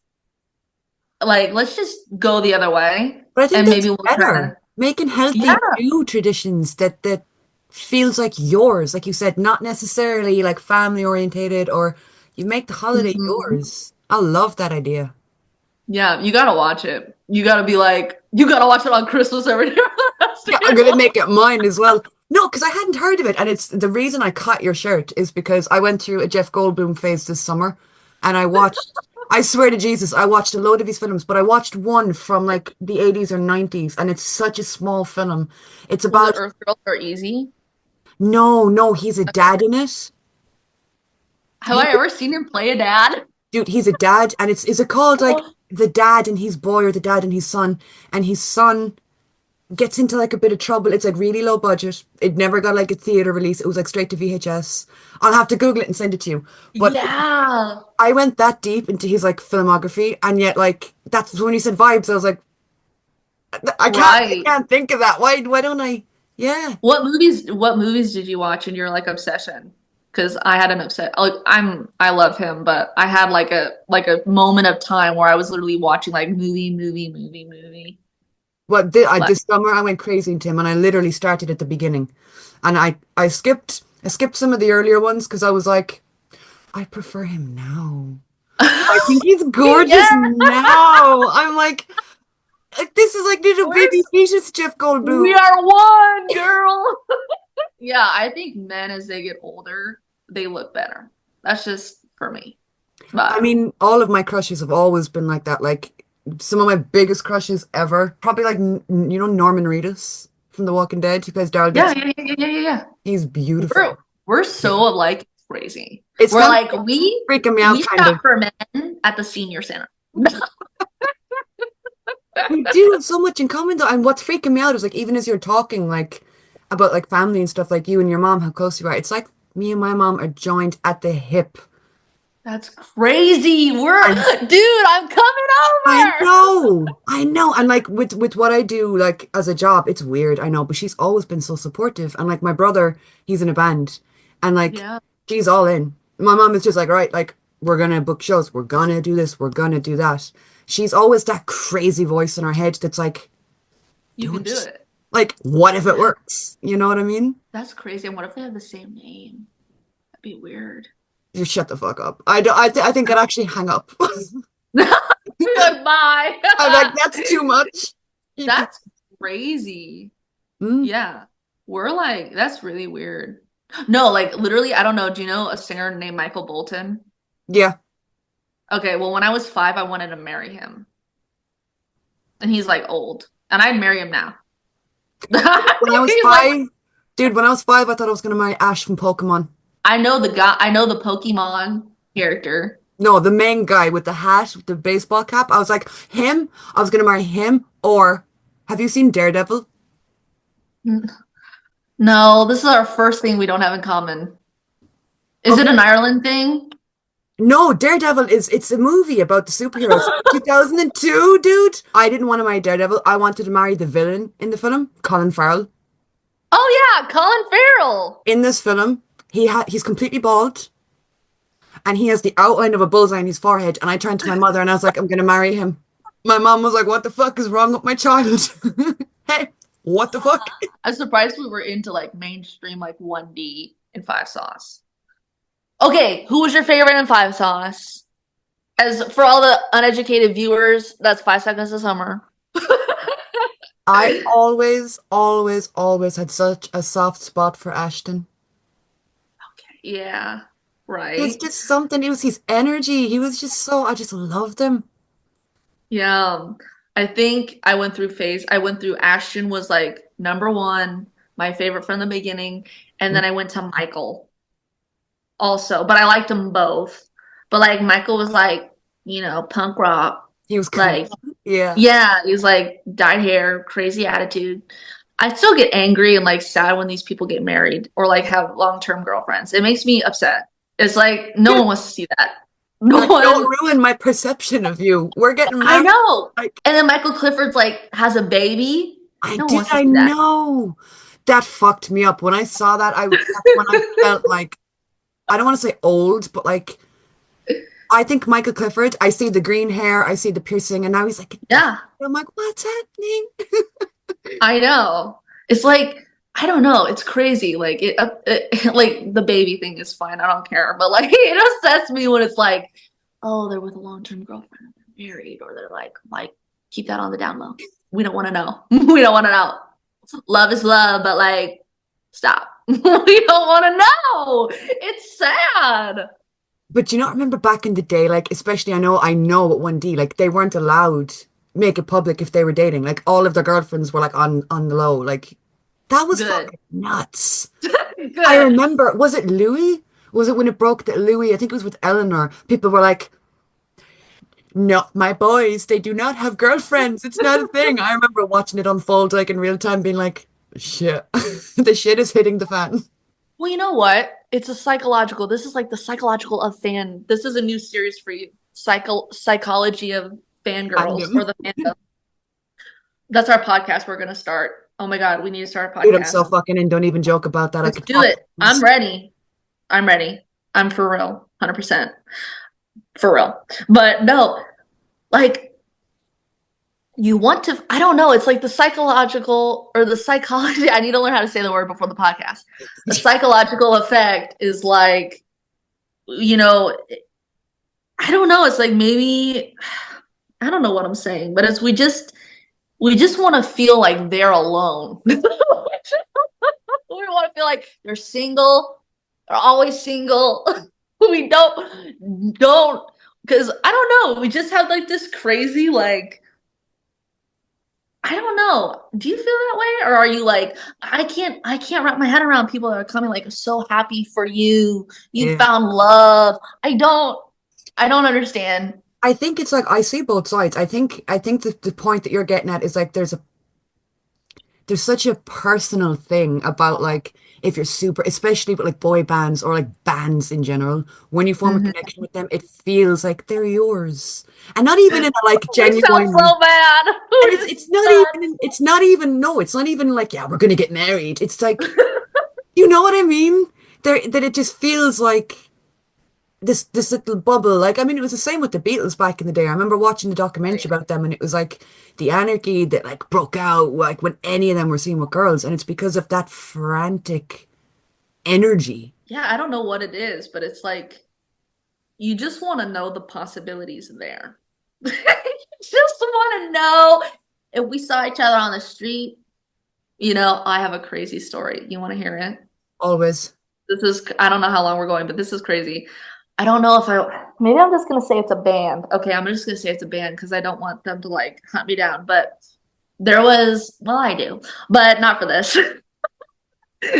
No, so there was this band that I'll tell you when we DM or whatever, when we're organizing the podcast. But there was this band that was staying in my apartment complex in Los Angeles. And I was a big fan of this band. But they were also like really low key, like nobody really knew them at the time, but they were like trying to bring back like glam rock, and they were British. I'll give you that. Okay. So I was a big fan of this band. I just loved them and I loved their music. I wasn't like crazy, like fangirl about them, like watching all their interviews and stuff, but well, maybe I was, but not full on like 1D, five sauce, whatever. So one day I was in the clubhouse in my apartment complex and I literally watched these two guys from the band walk in. And I'm like, holy shit, I'm living a fanfic. I'm living in a fan fiction right now. I am at YN. I am your next. Yeah. I'm like at a fucking dance class or something, or like a workout class. I don't know what I was in. I busted out the doors. I went into the lobby, and I'm so psycho. Like, this is the thing where, like, being an artist and being a performer, you just have this crazy belief in yourself that you're just fucking insane. You're like, I bust through the doors and I say, like, oh, to the lead singer, I'm like, are you so and so from so and so? And he's like, yeah, I am. I'm like, my name's Presley. I go in and I'm like, what are you doing here? And I'm like talking to these guys from this band, like we're old friends. And I'm like, we should just like get a picture. Like, I'm just trying to be crazy. And they're like talking to me and they're like, we're gonna stay here for a while. They were probably working on their album or something. And like it was just crazy. And I'm like, then I'm automatically like, we're gonna become best friends. This is a fan fiction. We're gonna be like, this is like happening. I'm like over 18. This is a possibility for me. Like, this is not. I was like, I'm gonna be partying with this band in my apartment complex. I started seeing that, and I don't want to come across as a stalker because I'm not, but I started seeing this one band member posting pictures and stuff from the gym. And like, yeah, I went to the gym, but like, and they were doing it like early in the morning. I'm like, should I go and like try to like be in the gym at like 9 a.m.? So this is what I did. I literally like went to the gym at like 9 a.m. and I'm like waiting there like on the train. And I'm like, is this gonna happen? Is this not gonna happen? I sound so nuts. But and I just genuinely just wanted to see what would happen or whatever. So two of the band members come in. One I hadn't met, and the other one I did meet. So the one that I met like waves at me like, hey, what's up? Like, hey, we're just pumping that iron. Like 9 a.m. We're just like, yeah, I do this all the time. And he leaves, and like all these people leave, and it's just me and the bass player from this band. And I'm like, the time is now. You better say something. Fucking just say something. I don't care what it is. Say something. It was raining outside. And I go, how about that rain out there? Like a dumbass. And he's like, I know. And we literally start talking. I don't tell him I know him. I don't tell him I'm a fan. I don't tell him, oh, I love your band. We just genuinely had a real conversation alone in the gym for an hour. I'm like telling him, yeah, I'm a mute because he's like, oh yeah, I'm in a band. And I'm like, really? Like, No.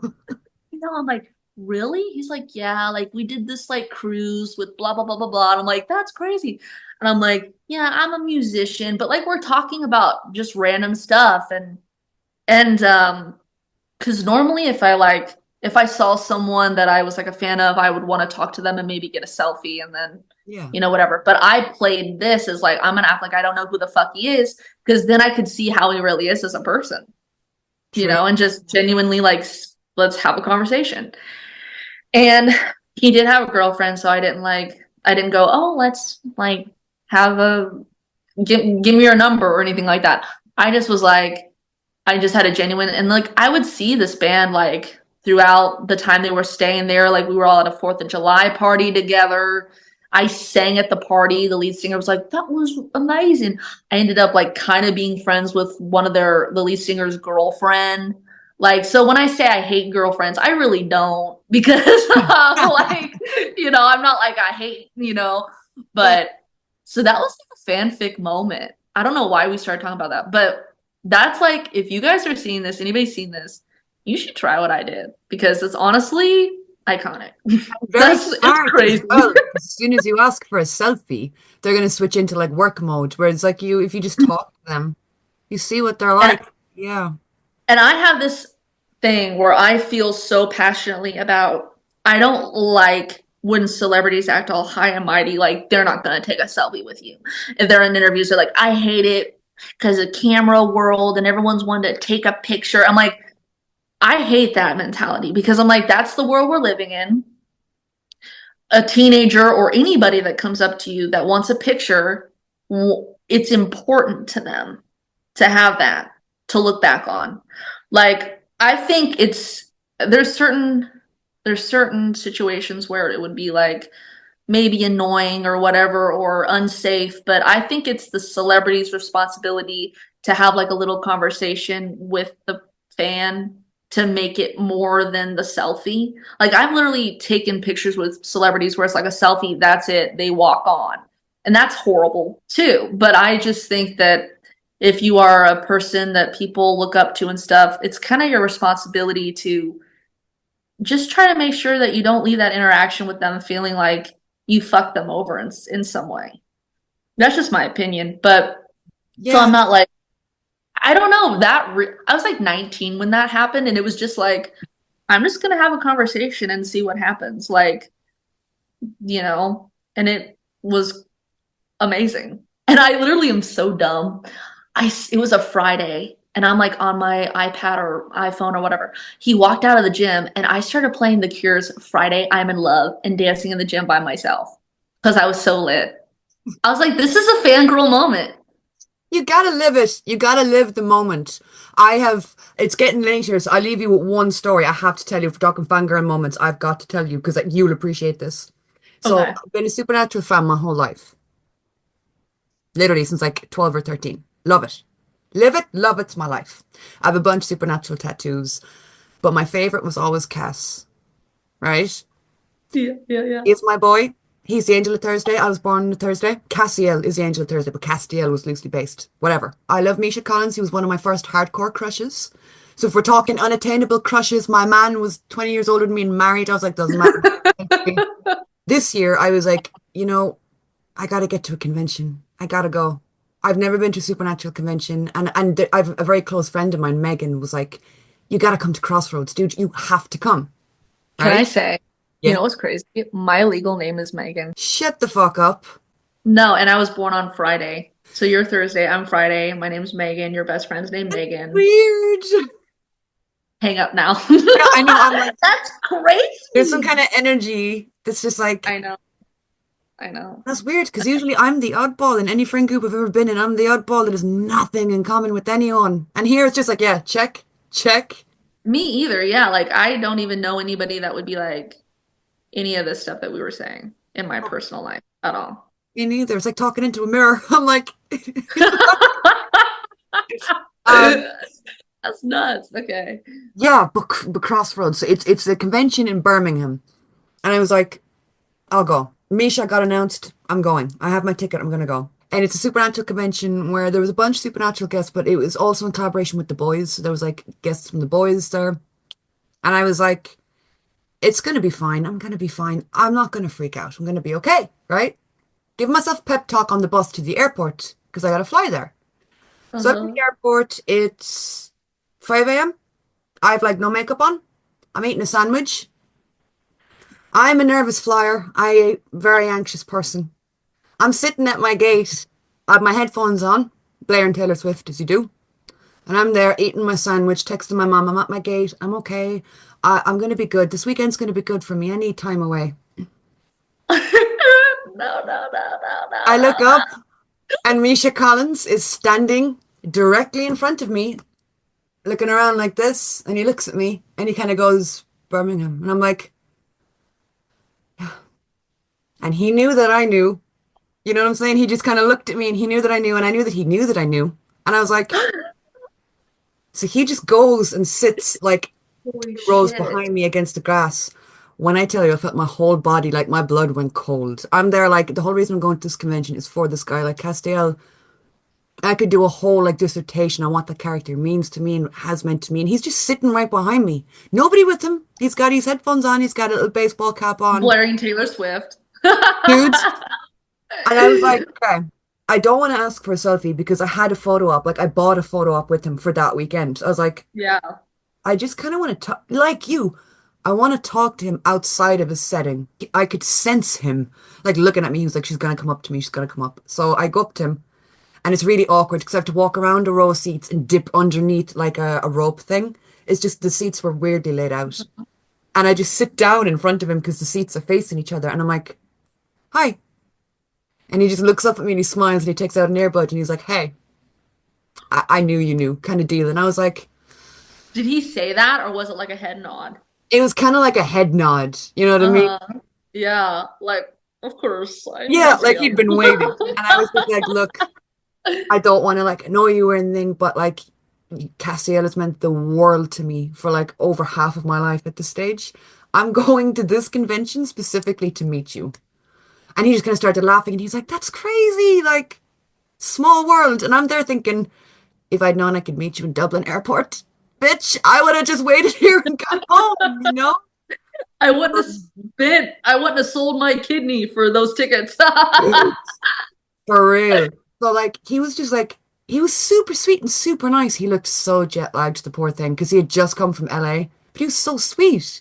And it was like so relaxed, so kind, just like very brief little chatter. And then he stood up and was like, so we taking a selfie? Do you want to take a selfie?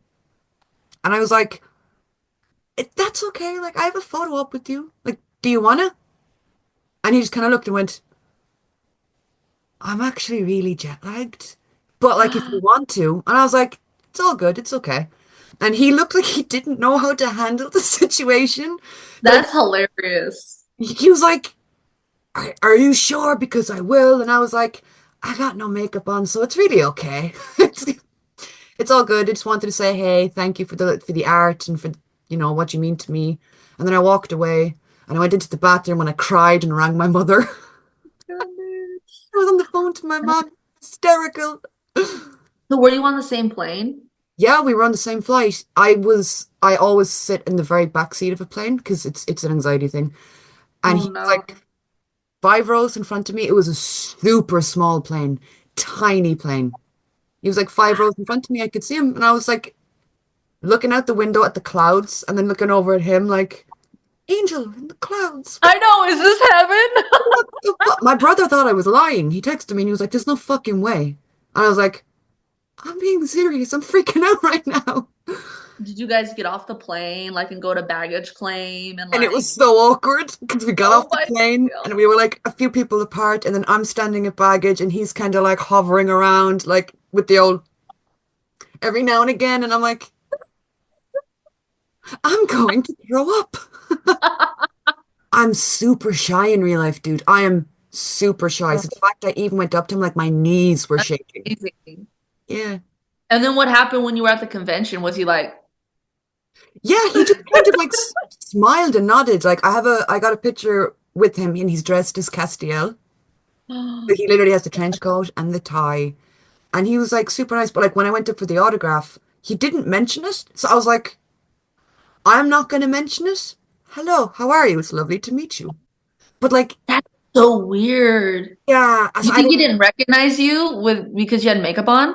maybe, but like, But you have tattoos and the hair is kind of a in the giveaway. hair. Mohawk. I was like, That's fucking. I That's don't like, did it even happen? That's so fucking imagine it. weird. It was just delirium in the airport. That's like a supernatural, like a plot to Supernatural. You're so right. It's like a plot line for one of I the. know. I gotta admit, I've seen like to season 11 or something, and then I haven't been able to finish it. Like I just have like, so I've watched to maybe like season 11, but I haven't finished it. You haven't met Jack yet. Oh my God, Jack is one of the most precious characters to ever come out of TV. He is just, you want to wrap him up in a blanket and like hit anyone that looks at him wrong. He is so precious. He's a fully grown man, and I'm like, this little guy. Oh, Oh dude, you my, gotta finish it. I have to. This is gonna inspire me to do it. You so Cause should. I think 12 and 13 are solid. dude, my mom and I were so hyper fixated on that show, and we were like, we would argue like who's more like Sam and who's more like Dean, and like we both wanted to be Dean. And Yeah. I'm like, oh, I love Sam, but like, but no, we started watching Gilmore Girls, and so then it's like Sam is on that show, but he plays Dean.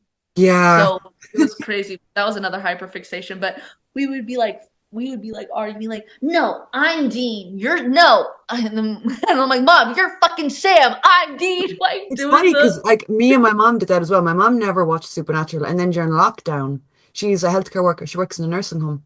So like it was super rough for her. Like it was so hard. Like we were social distancing in my house because we were like, we cannot make her sick. She cannot bring that in there. And yeah.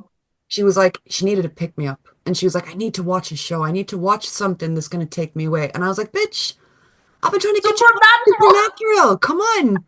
We watched the entire thing straight through. She got so fixated, she started it again by herself. Again, You're like, I'm so proud. You're I, like, was, I I'm proud. felt like a proud mother. I was like, I hate to say I told you so, but I did tell you so. Dude, and we picked it back up in lockdown, and then I remember there was like I don't know if it was around that time because the show was still going on. There was like a magazine art or magazine thing, and they were on the cover. And this was like so like triggering, like with emotions, but it was like in dark days or something. So like in dark days, we need good men.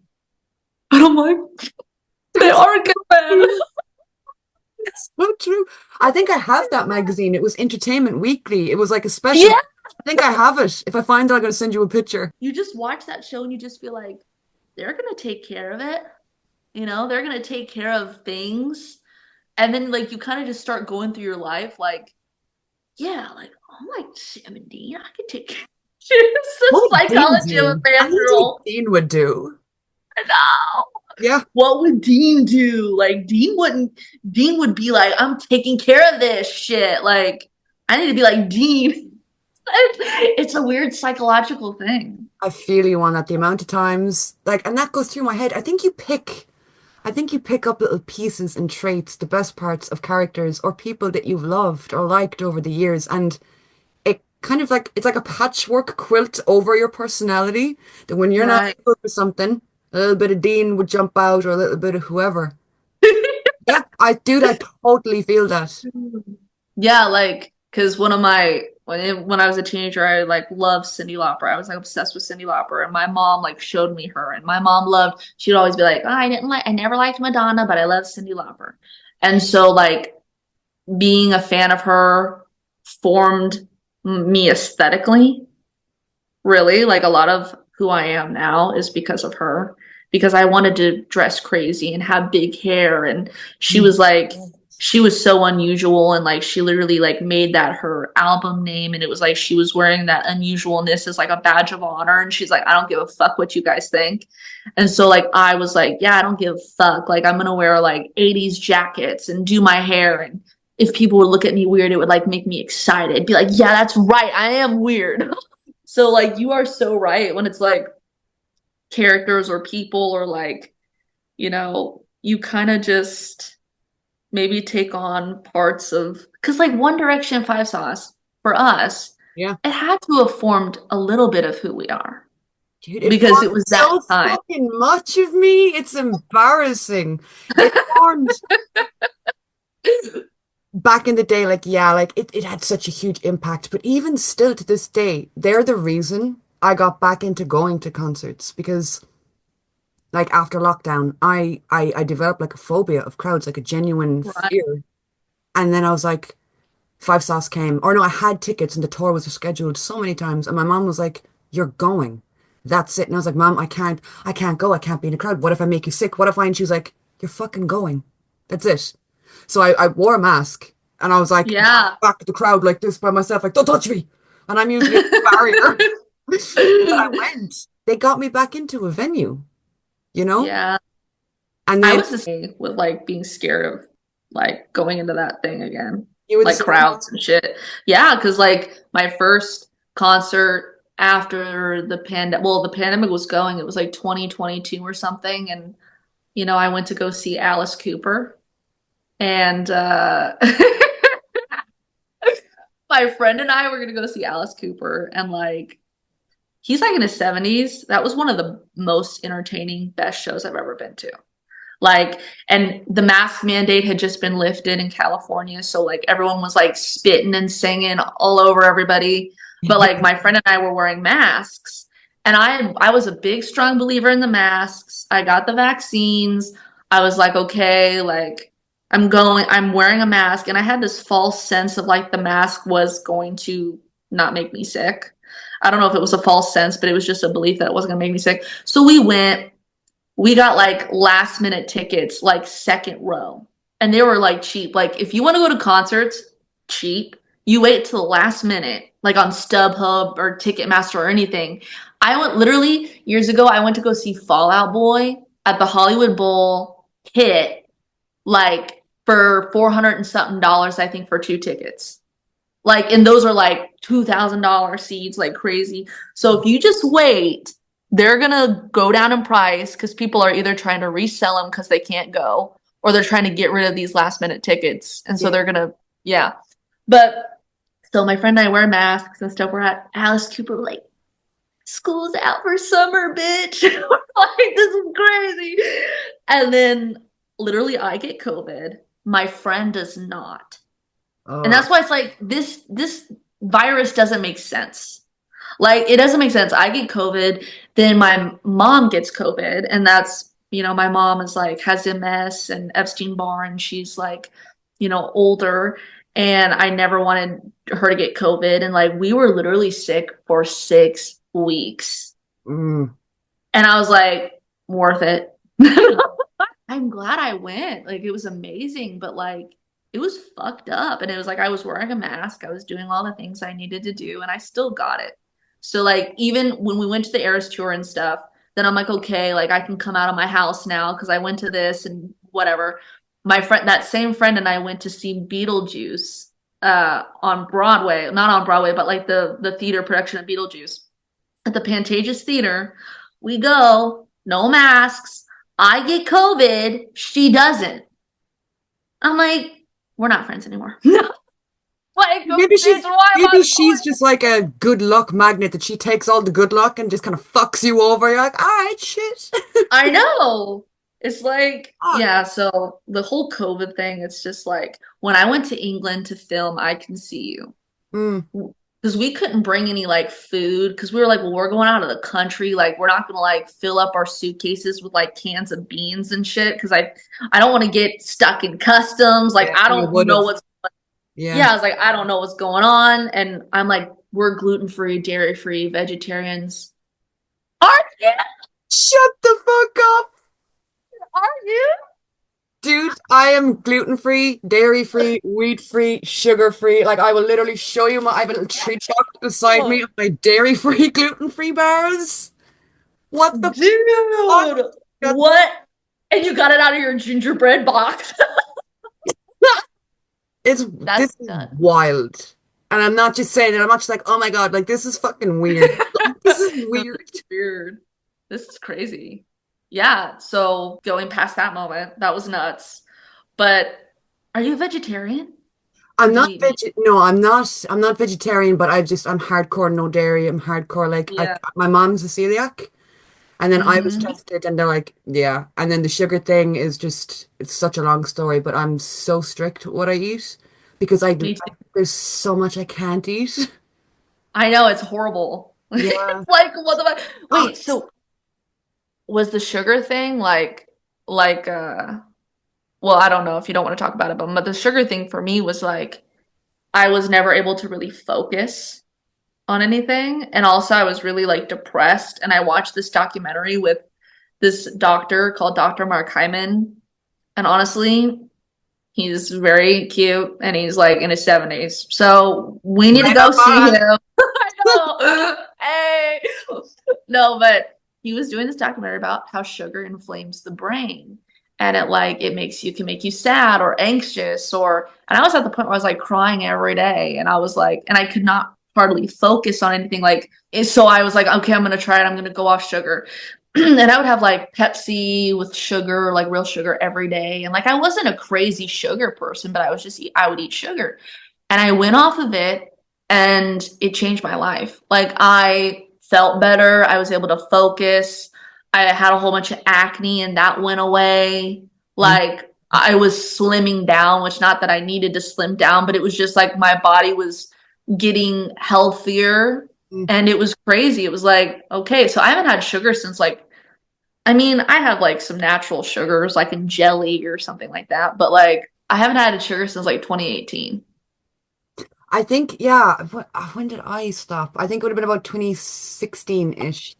And it's like I just keep my sugar intake like super low. Like Yeah. there's sugar in those like chocolate bars and stuff, but like any drinks, anything I eat, no sugar, strictly no sugar. Like that, if there's like chocolate or things like that, yeah, but very low amounts. Because for me, it fucks me right up, dude. I mean, I get dizzy spells, weaknesses, migraines, severe, severe migraines to the point that I'm like, I'm out of action. I gotta stay in bed like all day.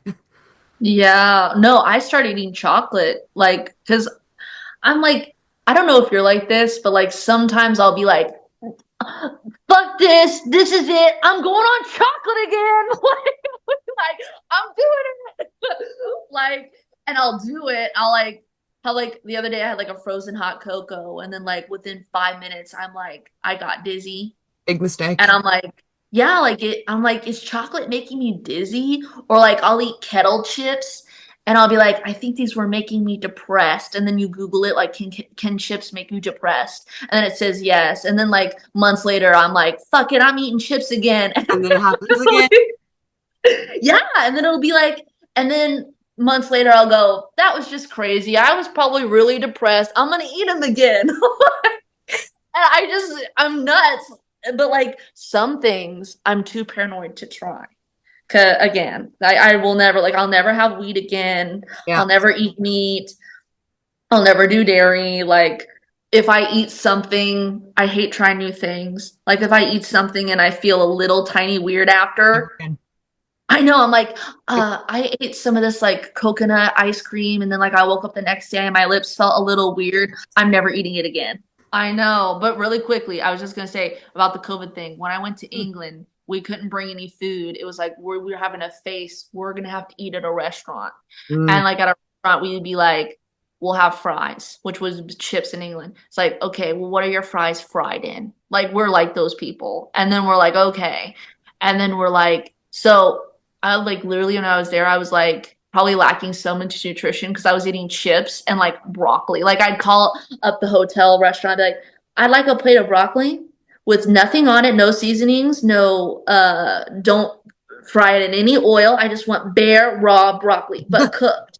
They're We're like, what? And then I'm eating, and then I'm like, tastes too good. They put something in there, but I ate it. I'm But exactly like that. If something tastes too nice, I stop eating it. I'm like, I can't. No, I can't trust it. This isn't right. It's not gluten free. It's not gluten free. I Yeah. know, I'm like, this tastes too good. I don't like it. Anyway, we were facing the fact that we were gonna have to do all this stuff and be in public and eat in public, and that was the first day since the pandemic started that we didn't wear masks.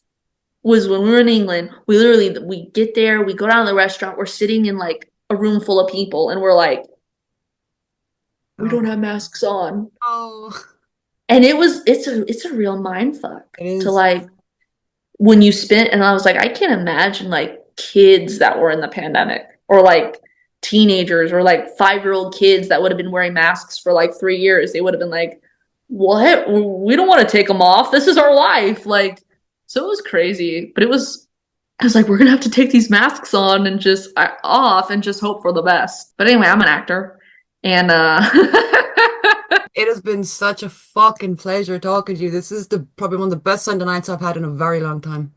me Holy, too. I know. It was like I just was feeling like I just want to talk to somebody. yeah, but I love that. I love when you can vibe with someone and the conversation just flows. Oh my God. I cannot thank you enough for sitting and talking and being so gracious with your time and sharing some Thank stories. you. I know. Everybody, watch out for the podcast. It's gonna be. Don't even joke about that. I have stories and thoughts that I know I have never shared, and I just know a crazy bitch like you. It'll be the two of us in the corner going, exactly, I exactly. know, because like crazy shit that we don't have the opportunity to talk about. Like, no one's gonna want to. Well, a lot of people would, but like in our life, no one's gonna want to hear about like the time that you saw Castiel at the airport eating a sandwich. Yeah, Like, no one's gonna care. Like, where's the opportunity to even bring that up? that could You be a know? sick idea. I would do it 100%. I'm down to do a podcast with you. Well, thank you guys. Thank you, Katie. This was great. Not at So all. fun. I will have all of your links. Link the shirt. The I shirt. know. Me and Jeff Goldblum have to do something together. I know he's really famous in Wicked right now, but like we're gonna A be, year when the fame kind of quietens a bit and dissipates, maybe then. yeah, when he needs a reboost in his career. Honestly, I could help that. I could help him. You have his back. I Jeff, know. just DM her. And he has my front. And that was it for my chat with Presley Cash. Again, huge thank you to Presley for being such an absolute sweetheart to sit down and talk the shit with me. Thank you guys for watching. Like I said at the beginning of the video, all links are down below. So if you guys are interested in following Presley on any socials, if you're not already, click the little drop description thing, the drop down description box, and all of the links that you'd need would be down there. I always say that I love hearing like the behind the scenes and how things are done and stuff. And as someone who's been a huge Taylor Swift fan for a very, very long time, getting to talk with Presley and just, you know, hear the openness of like, yeah, like this is what it was like, you know, the night that I was on stage, and this is what it was like getting into the venue. This is what my experience with getting the music videos. Like, it's so fascinating getting to hear a side of it that you never get to hear, you know. So I'm so happy that this happened and it went so well. And so yeah, all the links are in the description down below wherever you could want to find Presley or myself. Thank you guys so much for watching, and I will talk to you all soon.